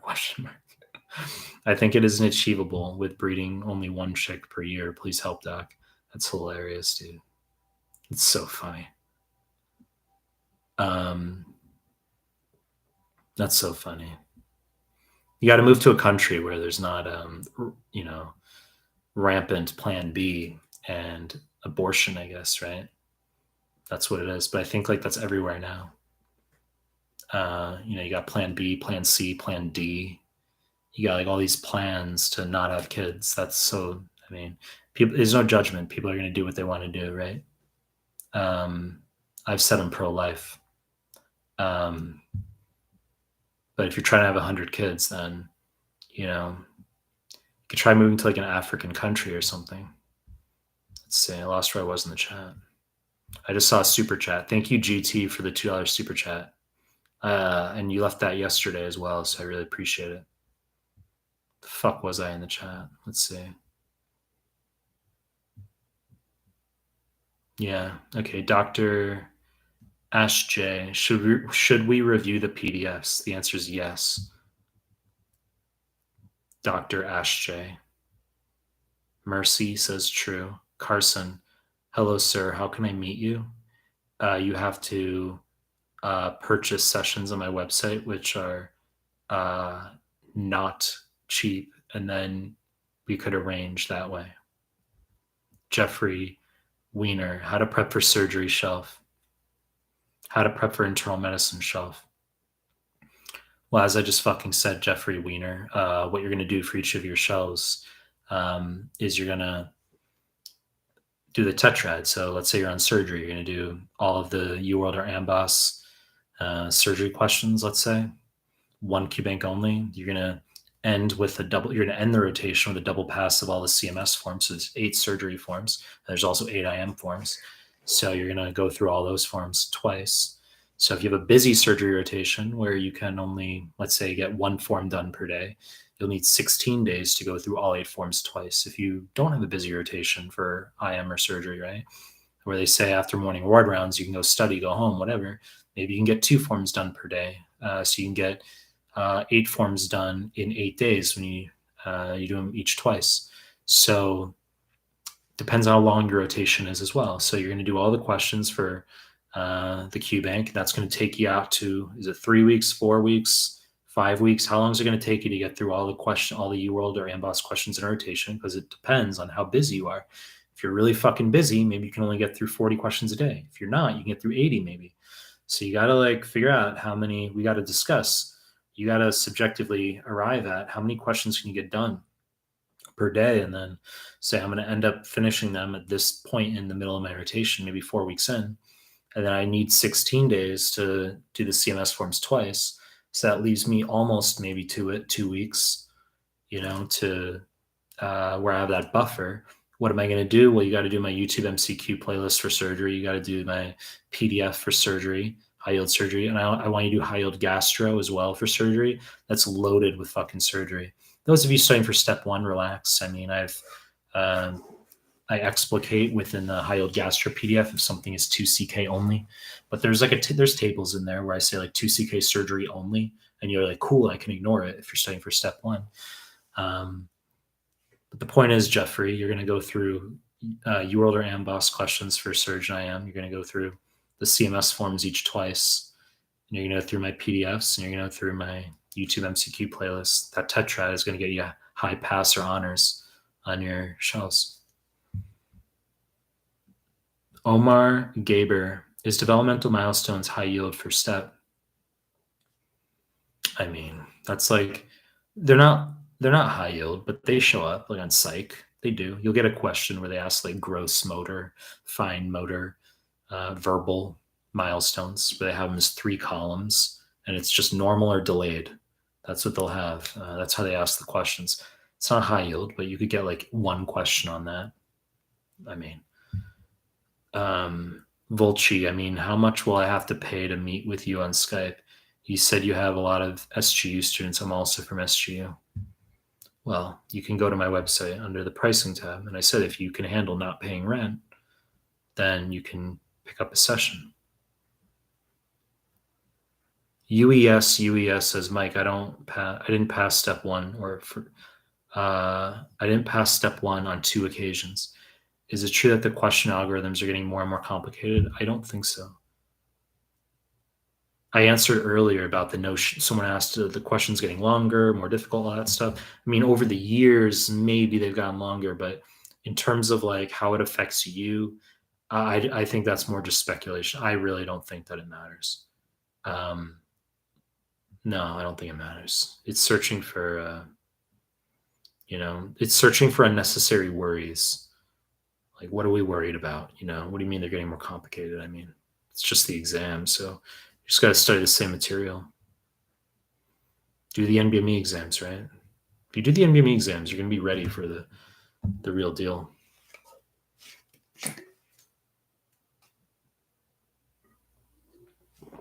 Manur Balok says, anatomy, biochem, and pharm is enough doing your PDFs. Already gone through FA, and I'm still weak, and UWorld is weak. Well, my anatomy, MSK, rheumatology PDF is fucking excellent. Biochem PDF, excellent. The pharm, my modules for biochem and pharm, very good, right? There's Anki there, of course. There's my YouTube playlist, so go through all that. My YouTube playlist, I fucking nail for pharm. You want to use that for sure. Volchi, sorry to reiterate, Dr. Mike. My question is, if we need to review a concept that's not in your PDFs, where do we go for that? If it's not in my PDFs, then it's not high yield. How does that sound? Right? If it's not in my PDFs, it wouldn't be high yield. Like, it doesn't mean it can't show up. Like, a detail can occasionally show up. Showing up once doesn't mean high yield. You have to understand that. Okay? There's a difference between showing up once on a form versus high yield. So high yield means it shows up a lot. That's literally what high yield means. Jack Hoy averaged, this is so funny, averaged 277 on NBME's 9 through 13. SAT test recently. Felt like I didn't have time to review flagged questions on Real Deal in the same way I was able to in practice exams. What score range would you expect? I would expect around 277. I would say you're going to score around the average of your NBMEs. You could donate like 40 points to like a lot of students. That would help, right? You should see if that's possible. You should see if you could like donate 40 points, bring you down to a 237, right? You can bring someone else up, donate those 40 points, right? James Jones, how long are you going to do live streams? James Jones, I'm not sure. Do you want me to continue doing live streams forever? Is that why you like that I do live streams? I don't know.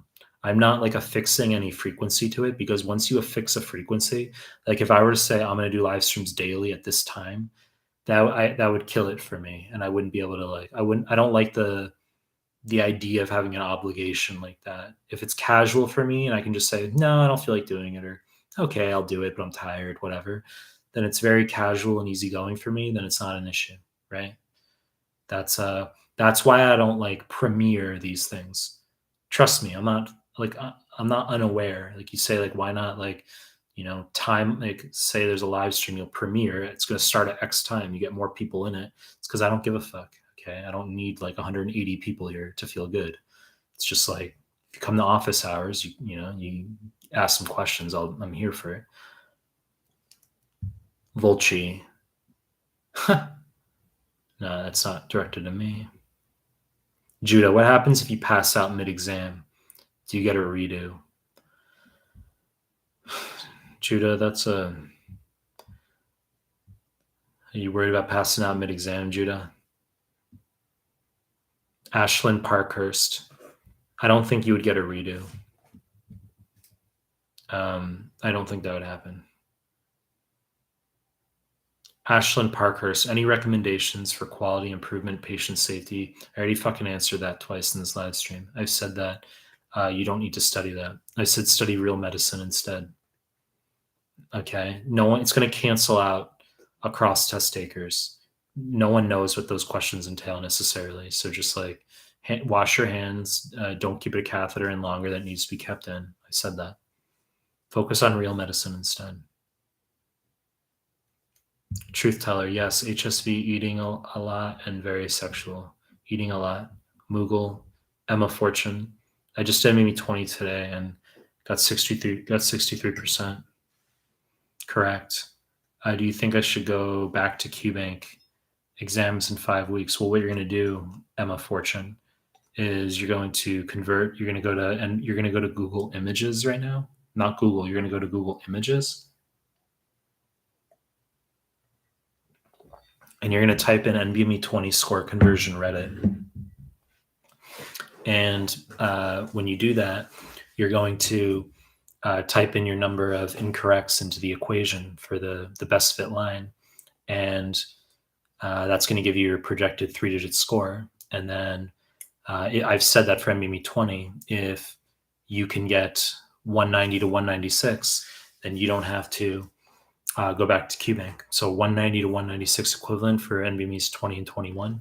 You can proceed to NBME 22 onward. Okay. But if you get to NBME 22 onward and if you don't break 197 on all those exams, you have to go back to QBank for a month. By the time you get to around NBME 28, I want you getting 205, 210 plus, ideally. Ayad Ali says, I know you don't recommend second pass of a QBank, but what would you recommend if my exam is still after 2+ months?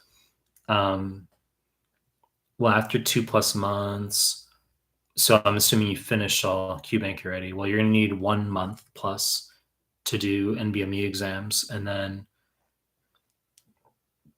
if you still have extra time, quote unquote, have you gone through all my PDFs, my YouTube MCQs? If you have extra time, let's say you have an extra month, okay? Let's just use that as hypothetical. You could do 40, incorrects from QBank during that time period. And then you could do my PDFs and my YouTube MCQs in the afternoon. And then eventually you get to the NBME exams a month out, okay? Or you could sit an NBME exam now, see how you go. And if you do well, you could just move your exam up, right? So we could go either trajectory. Some students like want to study extra long because they want to like hardcore ensure that they pass. They don't want to move their exam up. Equaja newer. I was reading questions today from the QBank, just as you said, read and move on to the next question. But after a while, I was like, what did I read? I mean, even after reading one explanation multiple times, that's going to happen. It's like answering some of these questions here. I mean, sometimes, you know, I have to read something like 5 times. As I get more and more tired, I have to like read things multiple times. I mean, so that's okay. It's normal. Mercy, I recently did step 1 and only a couple of long STEM questions per block or none per block. That's good feedback, Mercy, right? It's anecdotal, right? It's you have an n equals 1, but that's good feedback, right? You have one person who says that the question stems, there were only a couple long stems or none, or there were no long stems. But you'll get other people who say that they do have long stems. So the answer is, people's exams differ and you have to be prepared for long stems, but we don't make a conclusion and we don't say like that it's either direction. It's just people get a variety of forms. Ahmed, is doing both Amboss and UWorld a good idea for step 1? I've said you don't have to do that. You can just do one QBank. You're going to do Amboss or UWorld. Then you're going to go on to the NBME exams when you're done with either of those QBanks. You're not going to do both. You don't need to do both. Soham Jack, guys, if you're coming into the chat, please give the video a like and it'll jack up the algorithm. Really appreciate it. Soham Ja, sir, I had to ask regarding USMLE, like it's a bit different for Indian students to prepare for USMLE during college years. So if a person needs to begin with USMLE prep, so how much time would I take? I've said that USMLE, step 1, you need 3+ months. Step 2, you need 4+ months.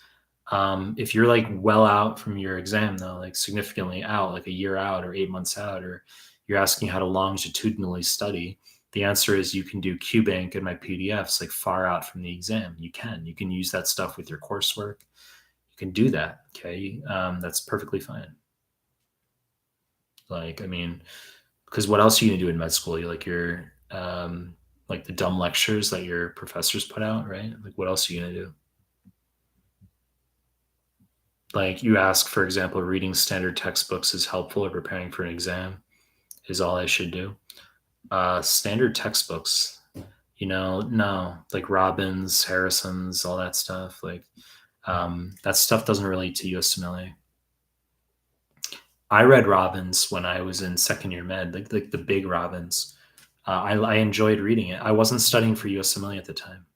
I had no intention of studying USMLE when I had read Robbins. But it like didn't help for USMLE. You're just reading information and it feeling good to like, learn info is not synonymous with score augmentation. Tahu Blad, just a massive thanks from me, Mike. 30 days to go. Did NBME 20 and got 66% now, in the solid 80+% range after using your resources. This is what I say about it's 4:32 a.m. here. That's what I processed it, but I have to read it again. Just a massive thanks for me, Mike. 30 days ago, did NBME 20 at 66%. Now in the 80+% range. It's like, okay, I think I retained that better now. It's not like that was complicated, but okay. I just got a notification. Module Asan says you're a member for 5 months, bronze member. That just showed up as a green rectangle in the bottom of the chat here. Really appreciate it, Mahmoudul Hassan, for being a member for 5 months. Really fucking appreciate it. I see. Holy shit. There's other notifications too. I see Omed64. Hey, Mike, want to say you're really thankful. Thanks, Omed64, for the super chat. Really appreciate it. And GT, I said thank you to you as well before. I'm just going to scroll up to where I was.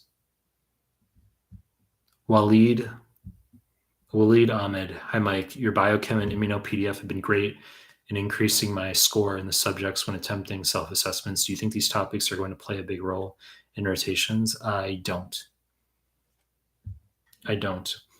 What's good for rotations? I'd say pharm. Pharm is good, basic drugs. Just disease mechanisms, like, just knowing differentials. That's important. Knowing differentials, just knowing how pathophys, all that stuff's going to pay off. Vakya Ravanur, is memorizing NBME content enough to pass step 2 CK if you're really short on time?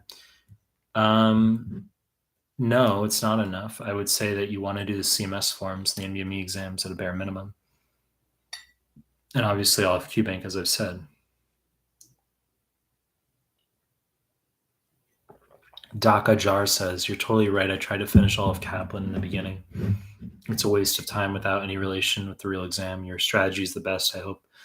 I wish I knew you before to save time and effort. Marwan Eltony. Hi, Mike. I'm halfway in UWorld and my exam is in 3 months. I am a bit confused. What is your advice? That's fine. You're just going to finish UWorld. I don't know if you're studying for step 1 or step 2 right now, Marwan. But if your exam's in 3 months, you could finish UWorld in a month, let's say, for step 1, and then you could just spend another month doing the NBMEs. And if your scores are good, then you could just sit, move your exam up an entire month. If you're studying for 2CK, you're going to finish UWorld in a month, and then it's perfect. You got 2 months to do CMS forms first pass 3 to 3.5 weeks. You're going to do 6 days for the 6 through 8, NBME 6 through 8 offline, 3 to 3.5 weeks for another pass of all the CMS forms. And then you'll do free 120, then 9 through 14. That's what you'll do.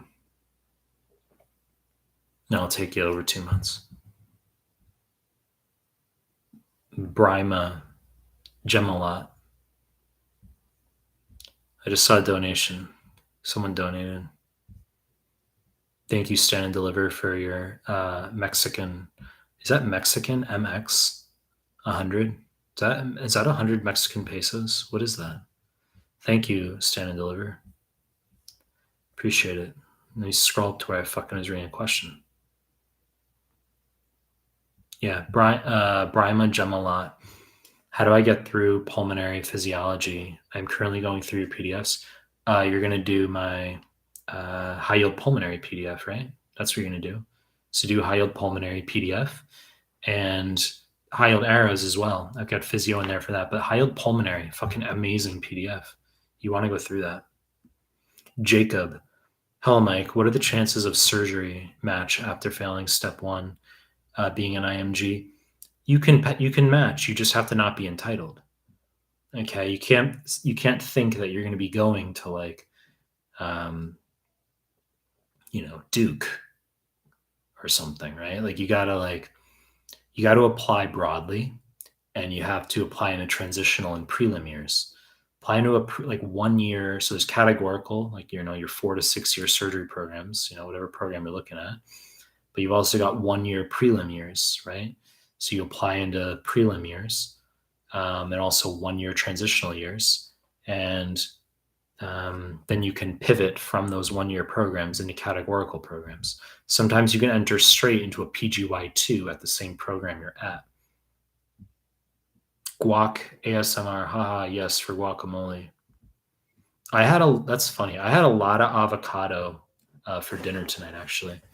I had a big dinner. I had a big bowl. Like one of the things I had was a big bowl of broccoli and a lot of avocado. Someone just donated OMED64, EGP50.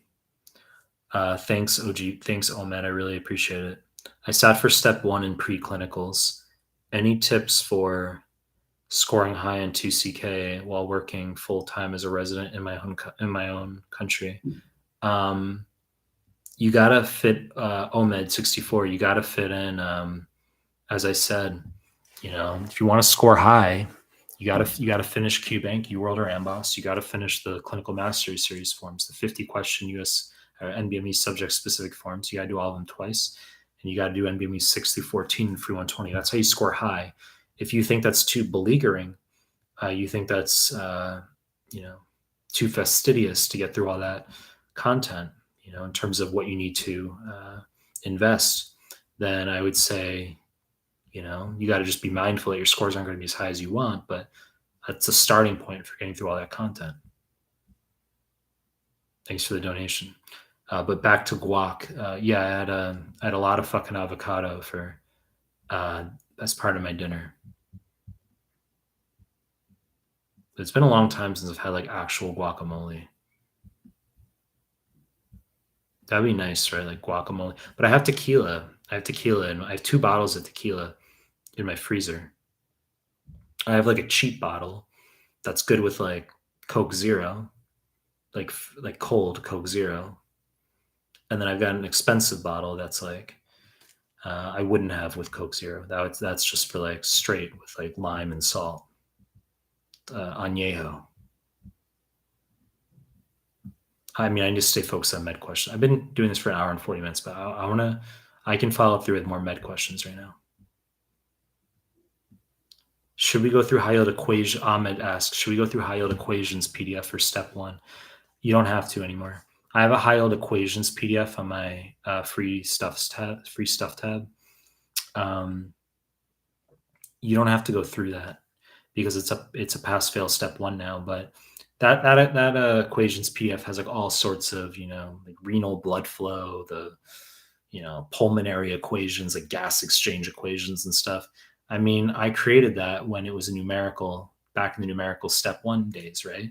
So I haven't taken the PDF down, but like, you can entertain it, but it's not necessary. Get you a few extra questions, maybe. Gentian, Elazaj. What's your opinion on some cuck resource? That I don't have an opinion on that. I don't have an opinion on that. Hanish Garg says, hi, Mike. I have done 51% UWorld till now. Exam on 31st of August. Advice. Anish, I don't know. Are you studying for step 1 or step 2? You're at 31st of August.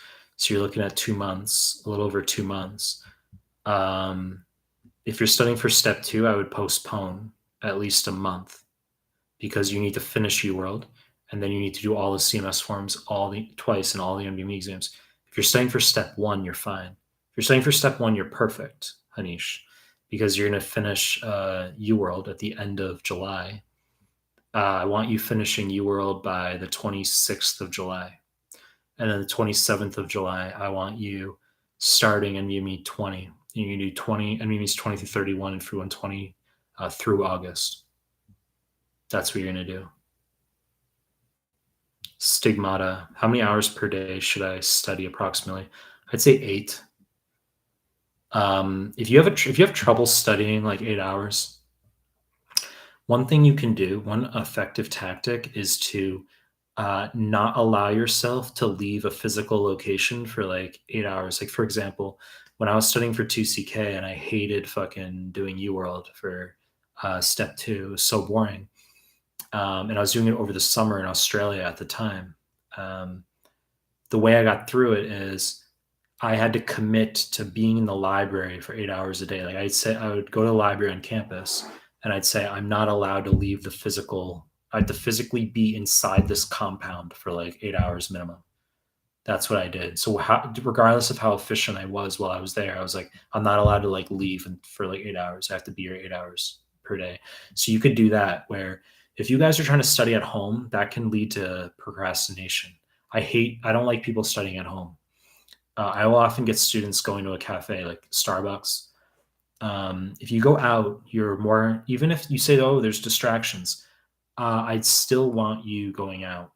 Okay. Put in earbuds, like something like this, where you can, get like something like this, right? So you can use the combination of like these. And so that can help you. You can do that, right? That's what you'll do. And, but I recommend you can go like a cafe for 8 hours, literally. Library for 8 hours. Guac ASMR. How do you recommend getting through NBMEs 20 through 31 for the last month of step 1 studying? How much time should we take in between each exam? And you're asking for the full-on shebang of like how to go through all the NBMEs. I've talked about this. It's a long fucking discussion. You say, well, I'm in a live stream. Why not just, There's no time constraint in theory, right? It's just a matter of, do I want to answer that in incredible detail right now? I've said that you can allot yourself 2 days per NBME, and I want you making incorrect or making Anki of your incorrects from those NBMEs. Okay. And you're going to continually study those Anki incorrects as you move through that final month. That's the short version of it. I don't want to go into the 15-minute discussion of just that this moment. I've done it in a couple of my prior live streams though. Sarah, I'd rather talk about guacamole. I'm dead serious right now. I could talk about guacamole and tequila. Like, that would be like no problem. But like, Sarah A says, hello, Mike. How do I manage my study schedule if I have 5 months for step one? Well, your final month is going to be all NBMEs, as I've said. And then if you're not going to move up your exam, because you only need like 2 months to go through QBank, and then a month for NBME. So it's 3 months, 3+ months. Of course, you're going to do my PDFs, my YouTube MCQs alongside QBank. But if you're not going to move up your exam, you could, in theory, go through 2 QBanks. You could, you really could, but you don't need 5 months, is my point. If you're busy with class, that's different. Okay. But you want to get through my PDFs, my YouTube MCQs as well. I normally sit with people to discuss custom plans like that. Nishad M, what's a good percentage at NBME 6?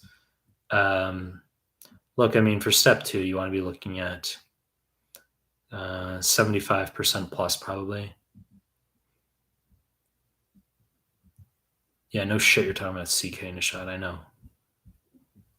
Like, no one's doing NBME 6 offline for step 1. Very few people would be doing that. Stigmata, should I know? I sat NBME, I'm trying to think, I sat NBME 6. No, I'm trying to think. No, NBME 6 for step 1 doesn't exist. I'm trying to think if it exists. I can't even remember. No, it does exist. I sat that one, like back in the day. Stigmata, should I know the histological evolution of MI? It's not the answer. Actually, I was doing this question with a student like several hours ago. I did a few hours of teaching before starting this live stream. The answer on the NBME exam this particular question I did with the student was no histologic changes. They said there was like an MI like 12 hours ago, and the answer was no histologic changes. But you're asking about like, you should know in general, like, neutrophils come in, days 1 to 3, macrophages 3 to 7, fibrosis, fibroblasts, 7 days onward, 5 to 7 days onward, right? Fresh infarcts are dark and mottled. Old infarcts are, though the infarct will become yellow and soft by about 2 weeks, but then it's going to be white later. And there's a question on one of the new NBME exams that fucks with some students where they show you repeated infarcts. They show you a cross-section of a heart where there's multiple white areas. And the answer is congestive heart failure. It's choice A, congestive heart failure from repeated infarcts. And then wall rupture is wrong fucking answer. Carefree Medico says, hi, Dr. Mike, finished FA with, this is such a cuck fucking question right now. Like, do I continue reading the cuck question, or like, what should I do? So let's read the cuck question. Carefree Medico says, Dr. Mike, finished FA in Boards and Beyond videos and have started UWorld, done with respiratory, general micro and repro. Should I only focus on UWorld, or should I keep revising FA before starting system-wise UWorld? Yeah, that was highly cuck. I have an idea. You ready? How about you do my PDFs? How's that sound? Right? I mean, it's a good idea, isn't it? Do my PDFs, my YouTube MCQs. Right? I can't someone who hasn't seen my, when you haven't seen me give the same, the repetitive answer like 70 times in this live stream alone, then, it's the first time you're interacting with me. You just think, oh, Mike's an asshole because he's being dismissive or derogatory of my concerns, right? Like, I don't need snide remarks. Just, I'm curious, Michael. But instead, I just say, oh, it's a cuck question, and the student gets all salty, and they're like, Mehlman's an asshole, and then they go, write their little post on Reddit or whatever, and then It's how it works. I don't give a fuck. I mean, it's just, what are you gonna do? It's like, all right. Ali J, are you a Virgo? No, I'm not. I see a lot of my features in your behavior, attitude, LOL. I was born in January. I'm 36. Not Text Singh says, um, Mike, you should be in outer space, Doc. It'll be fun to have you on a spaceship. Is that because I'm like high as fuck right now with my because I'm sleep deprived? Well, it's 4:49 a.m. So it's like the equivalent of like, taking a bong hit by all means. I don't think I've ever done a live stream where I'm like fully awake. Because like it's the middle of the afternoon for me, it's the middle of the night for the United States. You know what I'm saying? I could do a live stream at like my evening. It'll just hit the different time zones. It'll hit like India and like in Europe or something. The views would be lower though. I will do that eventually. I have to. Tayaba's offer says, "Hey Mike, I passed my step 1 in April. Followed your advice solely. Now prepping for CK. Should I go through all the PDFs again, specifically arrows? You don't have to go through arrows again for CK. I've read that like 6-7 times, maybe for step 1. Good. Students who have a poor foundation for 2CK, I can sometimes have them go through arrows. Like if I'm let's say on Skype and I'm doing some questions with a student for CK and like they're missing like basic aldosterone, like they don't know SIDH versus DI. Like I ask them to explain like DI versus SIDH for psychogenic polydipsia. Like what would you expect for, serum sodium, urinary plasma osmolality, those types of things, specific gravity. And the student like doesn't know, or like aldosterone, they don't know, sodium, potassium, pH bicarb for high versus low aldosterone. Like if they struggle on those things and they're studying for step 2, not step 1, well, that could be an etiology for why they're scoring poorly on step 2, right? Like if you don't know basic concepts for step 1, how are you going to excel on 2CK? So that occasionally can be a time and place in which I could have a student, potentially go through high yield arrows, but you said you already went through it 6-7 times for step 1. Abdularam Afsa, I'm basically guessing the answer on question bank. Should I do something different? You have to go through question bank and you just got to deal with I just lost where I was in the fucking chat. Where were we? I'm basically guessing the answer on question bank. Should I do something different? Says Abdularam. I've said you have to just go through the Q bank and not be emotional about your micro fluctuations in score or scoring poorly in general. Like you have to just move through, because if let's say you're getting 28% correct, which is as good as guessing essentially. Well, you say, what do I need to do? Are you going to like stop QBank, read my PDF sitting alone and like that's it? And then you go back to QBank? The answer is no. Like I still want you doing QBank. So you have to do QBank. Even if you're getting terrible scores, you still have to do QBank. NCH 2012. Hi, Dr. Mehlman. I love your AP watches. How many do you have? I have more coming, actually. Siraj Ahmed Wagho, NBME importance for step 1. You're asking about the importance of doing the NBMEs for step 1. Okay, I mean, how many times have I said that in this live stream alone, right? How many times have I said that? I don't know. 50 plus? I don't know. Like a lot of fucking times. We're talking one fucking live stream.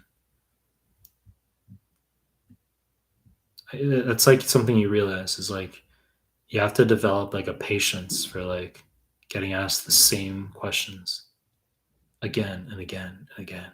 Doesn't end.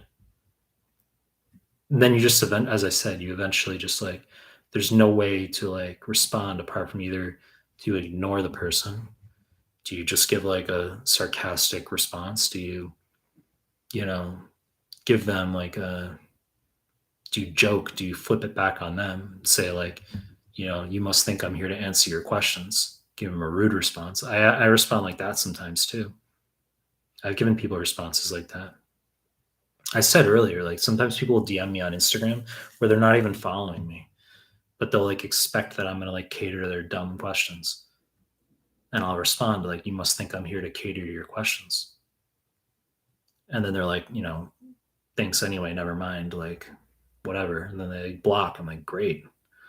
It's best case scenario that someone's gonna ask a dumb question and they don't have you know, the respect. Philippe Carlos, people are discouraging us about fail on step one. Was there a question with that? Ikwaja Noor. People say exam day is very different and time management is an issue. What actually happens on the exam day is no one tells what happens. Exam day is not very different from the NBMEs. There's nothing like magical that's going to occur on exam day. I mean, people just tend to, you get some people who get emotional about being in stressful situations. Like when anecdotally, I mean, like when I sat my step one, like I never did a practice at Prometric or anything like that. I just went in there and winged it. That's how a lot of people are. And, they're fine. If you've done the NBMEs, like it's fine. You're just going to go in there and you're just going to, you're just going to do it. Cause like when something matters, like you'll get it done.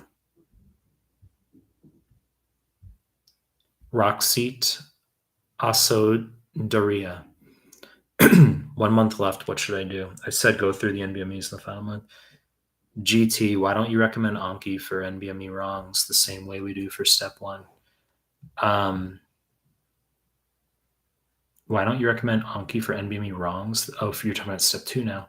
I've already said it's because there's copious CMS content. I just don't see it as necessary. It's a good question. I mean, there's nothing wrong with doing it. I've naturally evolved to not recommend that specifically. Like I don't see it as necessary. And as I said, it's probably because the double pass of all the CMS forms can override or obviate the need to make Anki per se from the incorrects from step two NBMEs. There's not as many step two NBMEs, right? 6 through 14 as opposed to 20 through 31. Sam Edge, thank you for your high yield arrows document. Got my pass last week. Good job, Sam Edge. Stand and deliver. I lost where I was. Stand and deliver. Thanks for being a member of my channel. I see that you're green. And Mama Dual Hassan, thank you again for being a member. Appreciate it. Good day, Dr. Mike. I just joined. How often are you? Yeah, I noticed. Yeah, thanks, Stand and Deliver. I was gonna say I don't remember your name being green and bold before, but now it's green and bold, and you got the icon next to you. Appreciate it. How often are your live chats? I'm not putting a label on how often I do these live chats. As I said, if I were to say, guys, I'm doing a live chat every other day at this time, it makes it not fun for me as well. I shouldn't use fun in general to of course it's fun to interact with you guys. I don't like putting a label, a formality. I don't like to affix a formality to it. I think the improvised nature of when I launch these live streams, the spontaneity of it, can make it not feel like an obligation, and there'll be a greater propensity for me to actually do the live streams. Jacob, Heme is the best underrated PDF of all. That's very interesting feedback, Jacob. I appreciate it.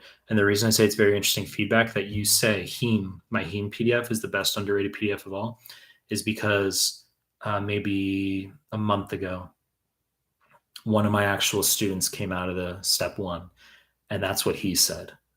He said that apart from high yield arrow, his advice, not his advice, but his feedback was, just letting you know I took the exam, went well, all that, and that apart from high yield arrows, he said the high yield heme PDF helped him out the most on the exam. He said that he had a lot of heme on the exam from my PDF, and that PDF helped him out a lot. Because I tend not to emphasize my heme PDF. I said, yeah, do it, but it's a very fucking good PDF. But that's good feedback, Jacob. Ikwaja Nur. I meant to say that I don't remember even the past questions explanations, let alone the new ones I'm doing. It's okay. Kevin C. Opinion on if new NBME's new CMS forms are better versus old forms. If we are time constrained and can't do all of them, just do all of them. It doesn't matter. It really doesn't matter. I've said before that there's only like 3 outdated questions on the old CMS forms, and like in one of the questions, it doesn't even matter. There's like one of the old internal medicine questions. They ask about the treatment for C. diff, and the answer on that form is metronidazole. But clearly, it's vancomycin as of February 2018 when they changed the guidelines. But vancomycin is still listed as an answer, so you just say, well, it's just vancomycin. But when I sat that form years ago, I remember the answer is metronidazole online on that form.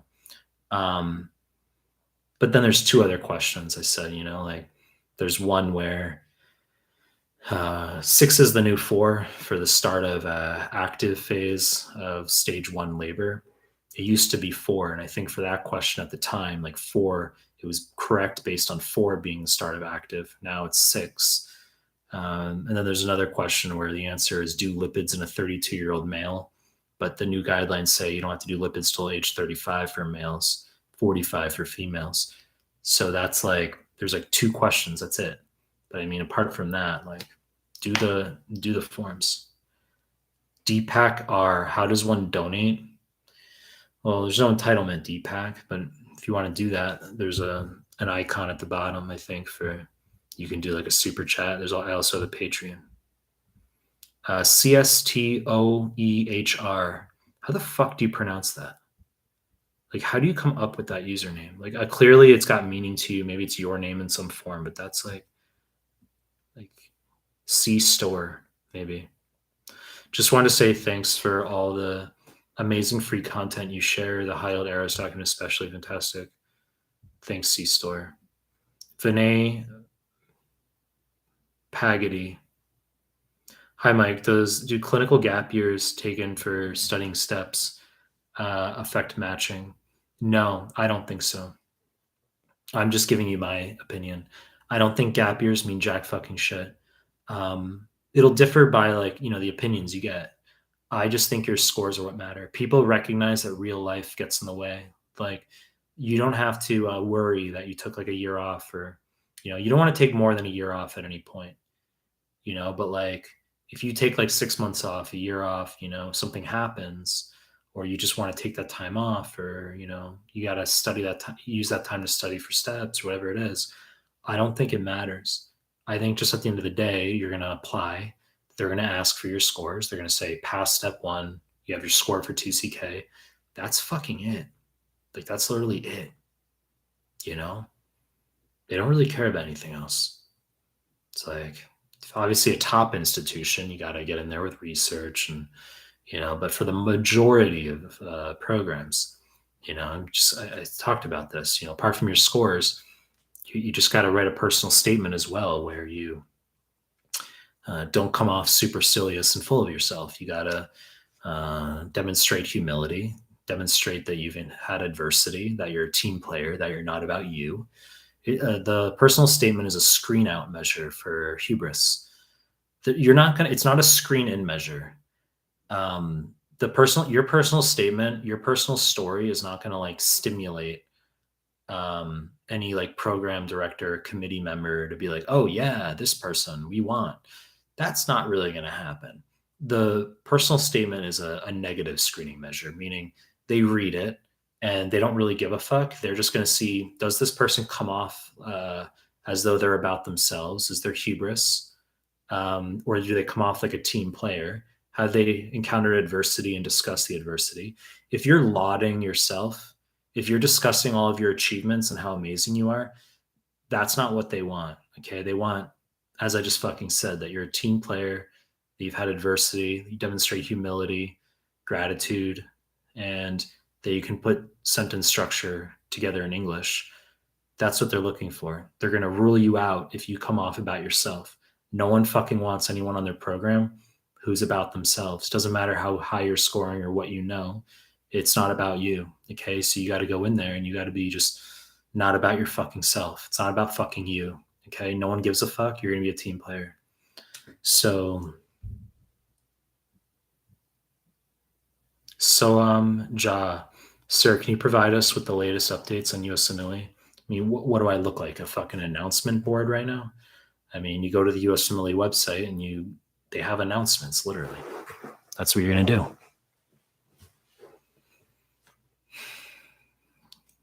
Content-wise, if any, in terms of like Komsky, just got my step 1 pass last week, bruh. Thanks for all the vids. We'll be diving into the step 2 CK stuff now. That's cool, Komsky. Good job.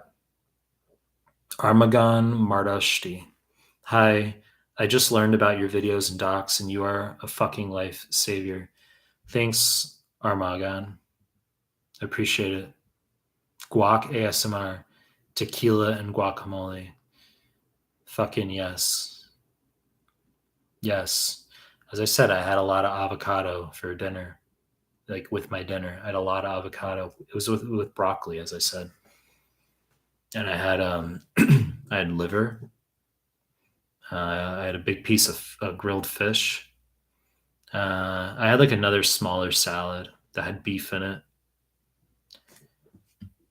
I had a protein shake as well. I had a coconut flavored protein shake.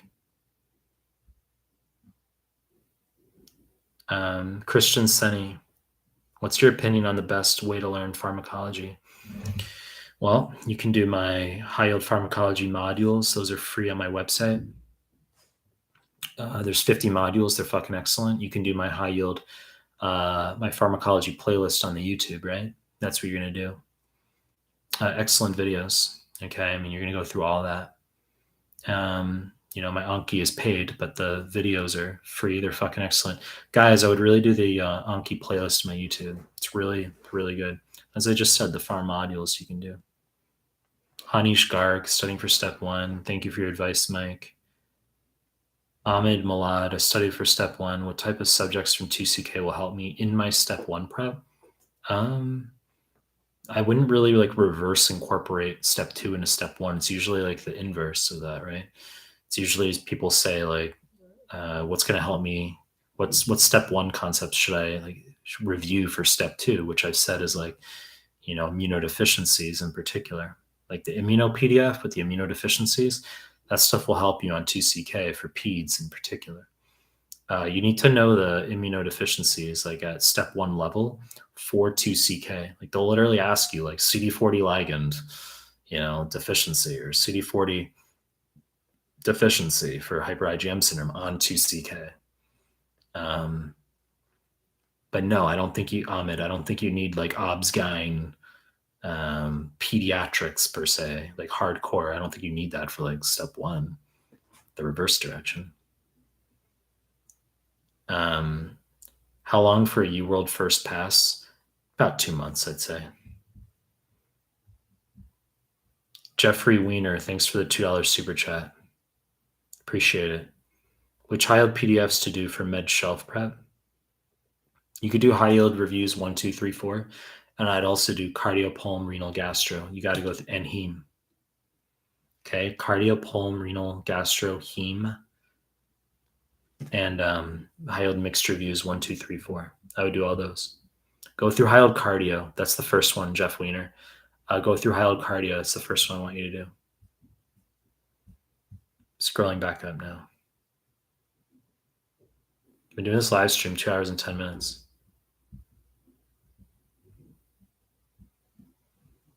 Vakya, what are the subjects in descending order of importance for CK? Like internal medicine, then family medicine. Internal medicine number 1, surgery number 2, family medicine number 3, pediatrics number 4, obs-gyn number 5, neuro/psych 6, 7.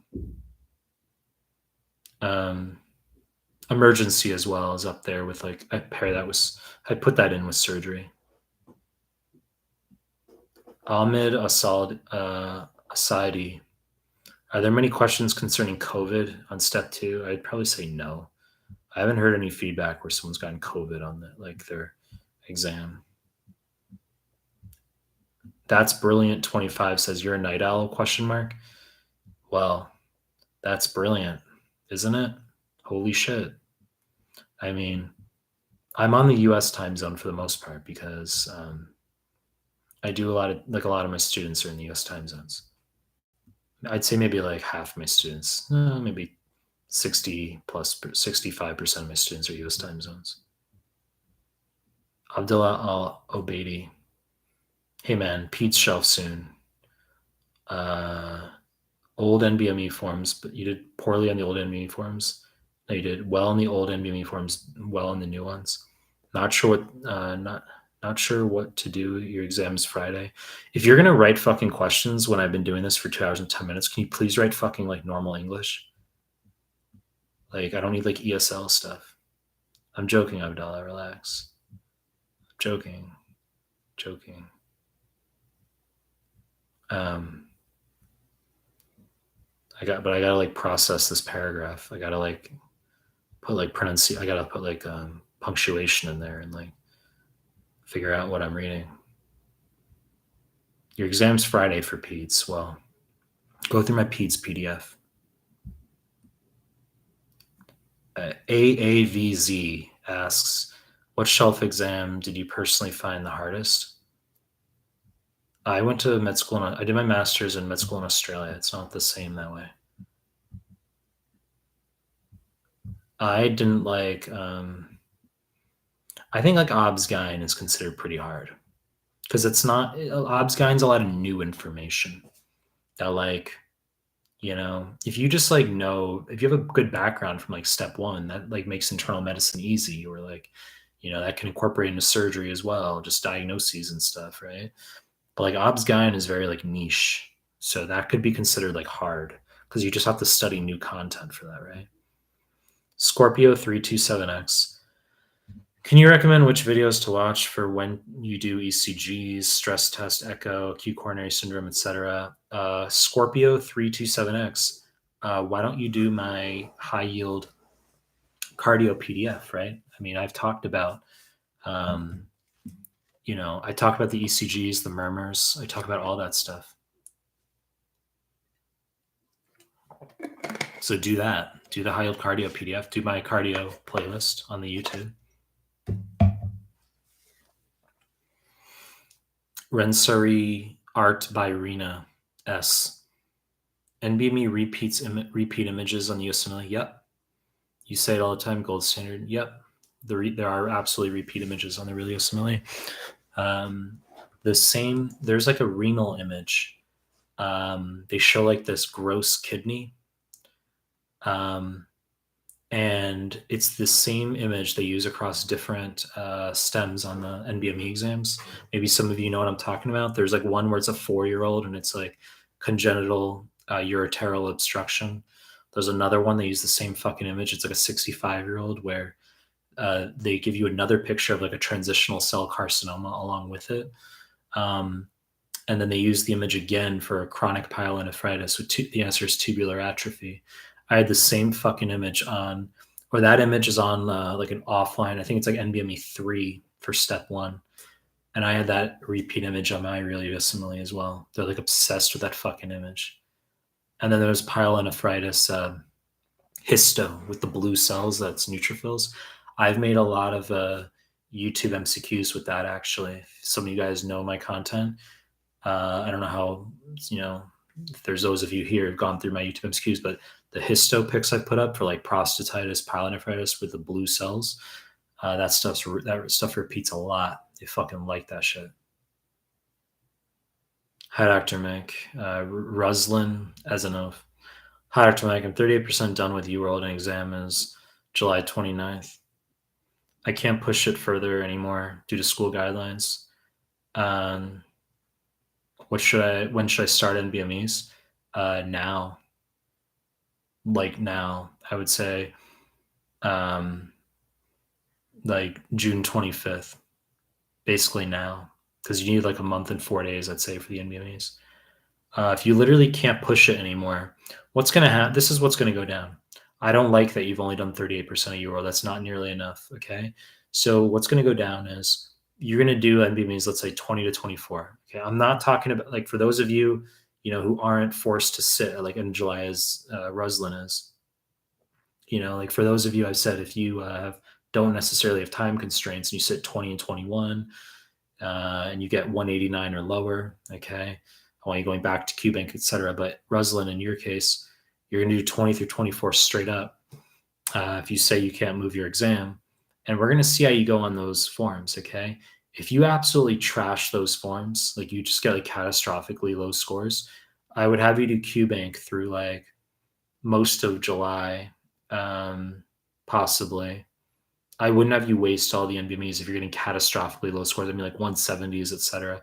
I'm just assuming because you haven't done any UWorld yet, so I assume you're gonna like your knowledge base is not going to be where it needs to be. But if you get catastrophically low scores, I've literally had sometimes I've recommended students just like get a fucking doctor's note because I'm like, you're not taking a fail in the USMLE. Like if your school says fuck you, you have to sit, and I know you're going to fail the exam if you sit, that's infinitely worse for your future match chances, where I'm like, your school can fuck themselves and we're just going to like plan for you to get a doctor's note. And if you get a doctor's note, they can't say shit, right? Like a doctor's note is a doctor's note. They can put up a fuss and say, well, you got like 3 more weeks then.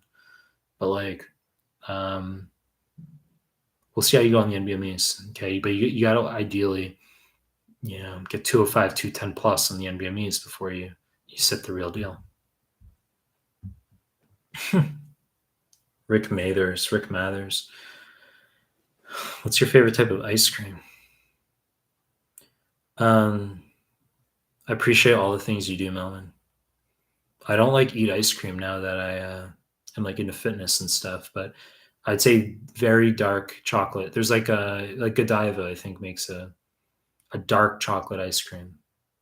It's really like bitter and dark. That's good shit. And also in Japan, there's something called koi. Koi matcha means like concentrated matcha.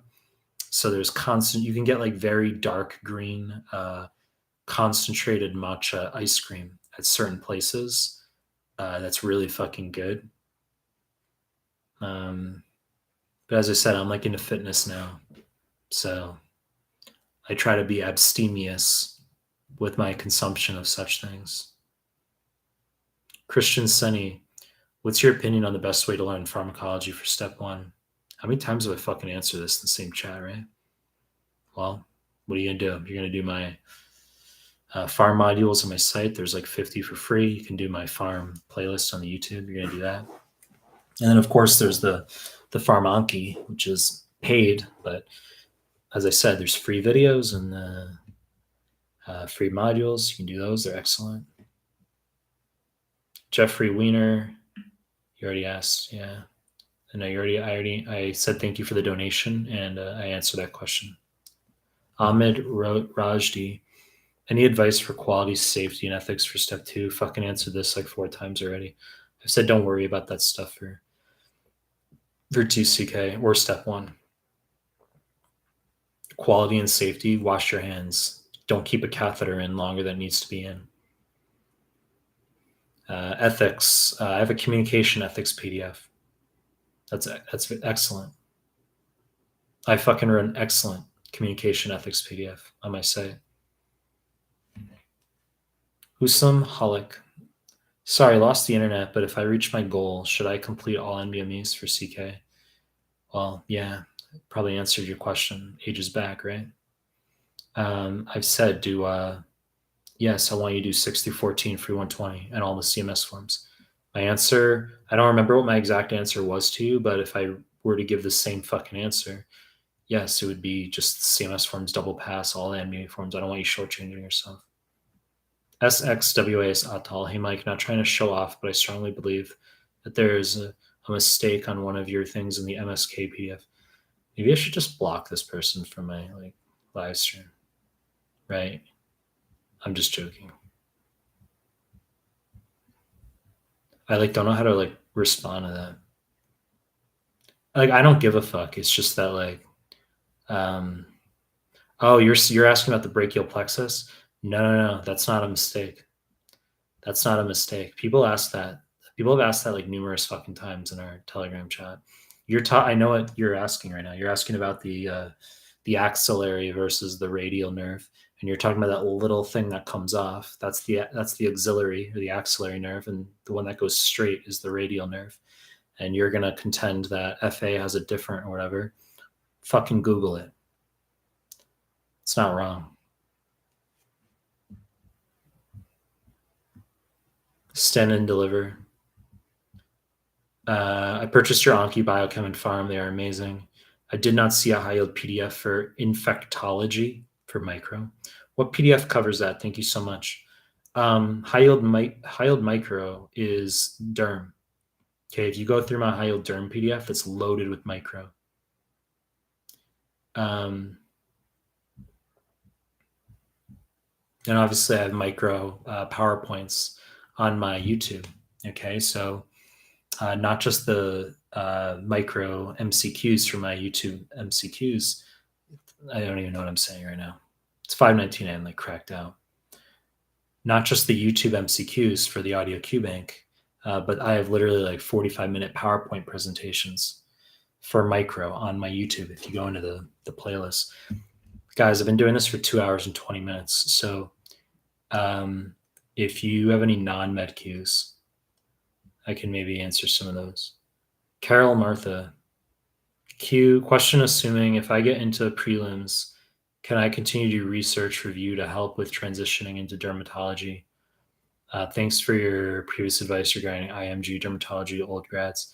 Well, yeah, if you get into preliminary year, I've said that if you do like a 1 year transitional or 1 year preliminary, yeah, for sure, you can definitely like continue to do research for dermatology, get a letter somehow, a letter and some research relating to dermatology while you're in your prelim/transitional year. That could help you get into categorical derm. That's a valid path, because if if you're only applying to categorical, which are the 4-year full derm programs, you might not match. And so applying to prelim and transitional years for sure, the 1-year programs. And then, yes, continue to do something derm related, get a letter from a dermatologist if you can while you're on that prelim. Like at the institution you're doing the prelim at, get in contact with like a dermatologist at the hospital. Do like say I'm a doctor, I'm an intern here at the hospital, and I'd like to do some, you're not a fucking med student. Be like, I'd like to do some like research with you or something. Mike IMG here. Do you recommend going for observerships before or after step 2? I don't think you have to do. I would get your step 2 out of the way at all possible, like before you start thinking about other things, right? Step 2 score is what matters. Like that's what you want to focus on. Guys, if you have any non-med Qs, you can ask those. Soham Jha says, sir, what I meant was, if there's a new update with answer concepts in first aid, where should I find that, if any? For example, I'm reading FA 2023 book, and I'm going to give my exam in May 2024.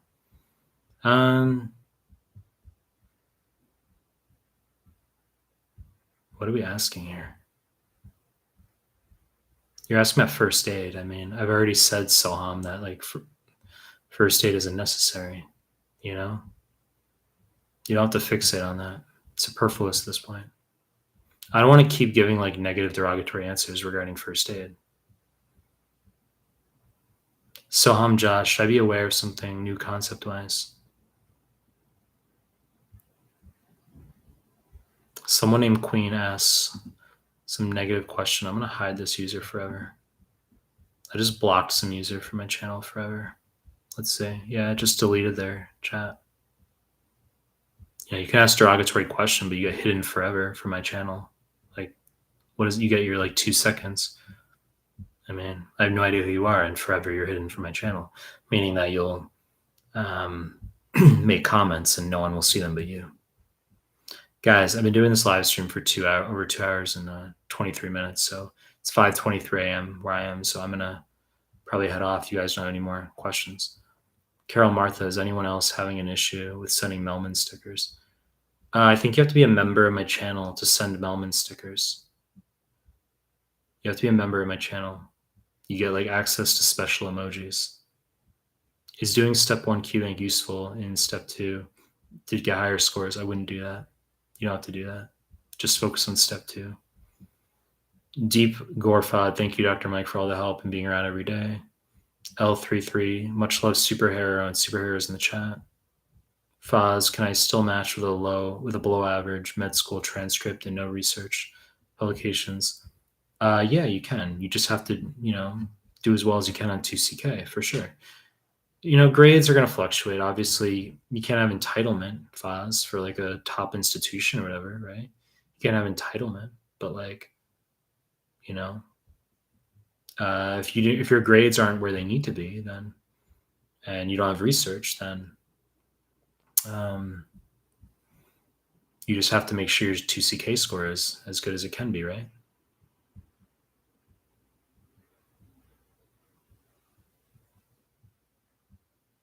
Mike, is Japan good for retirement life? Japan's an aging population for sure, Vinay. Um, so that's like a concern here is that because people aren't having kids in this country.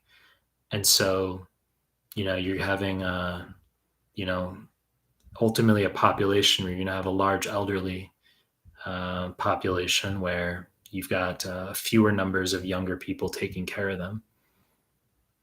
So I think when you say good retirement, for good retirement life, I mean, ultimately that's going to be based on the resources you have at that point, right?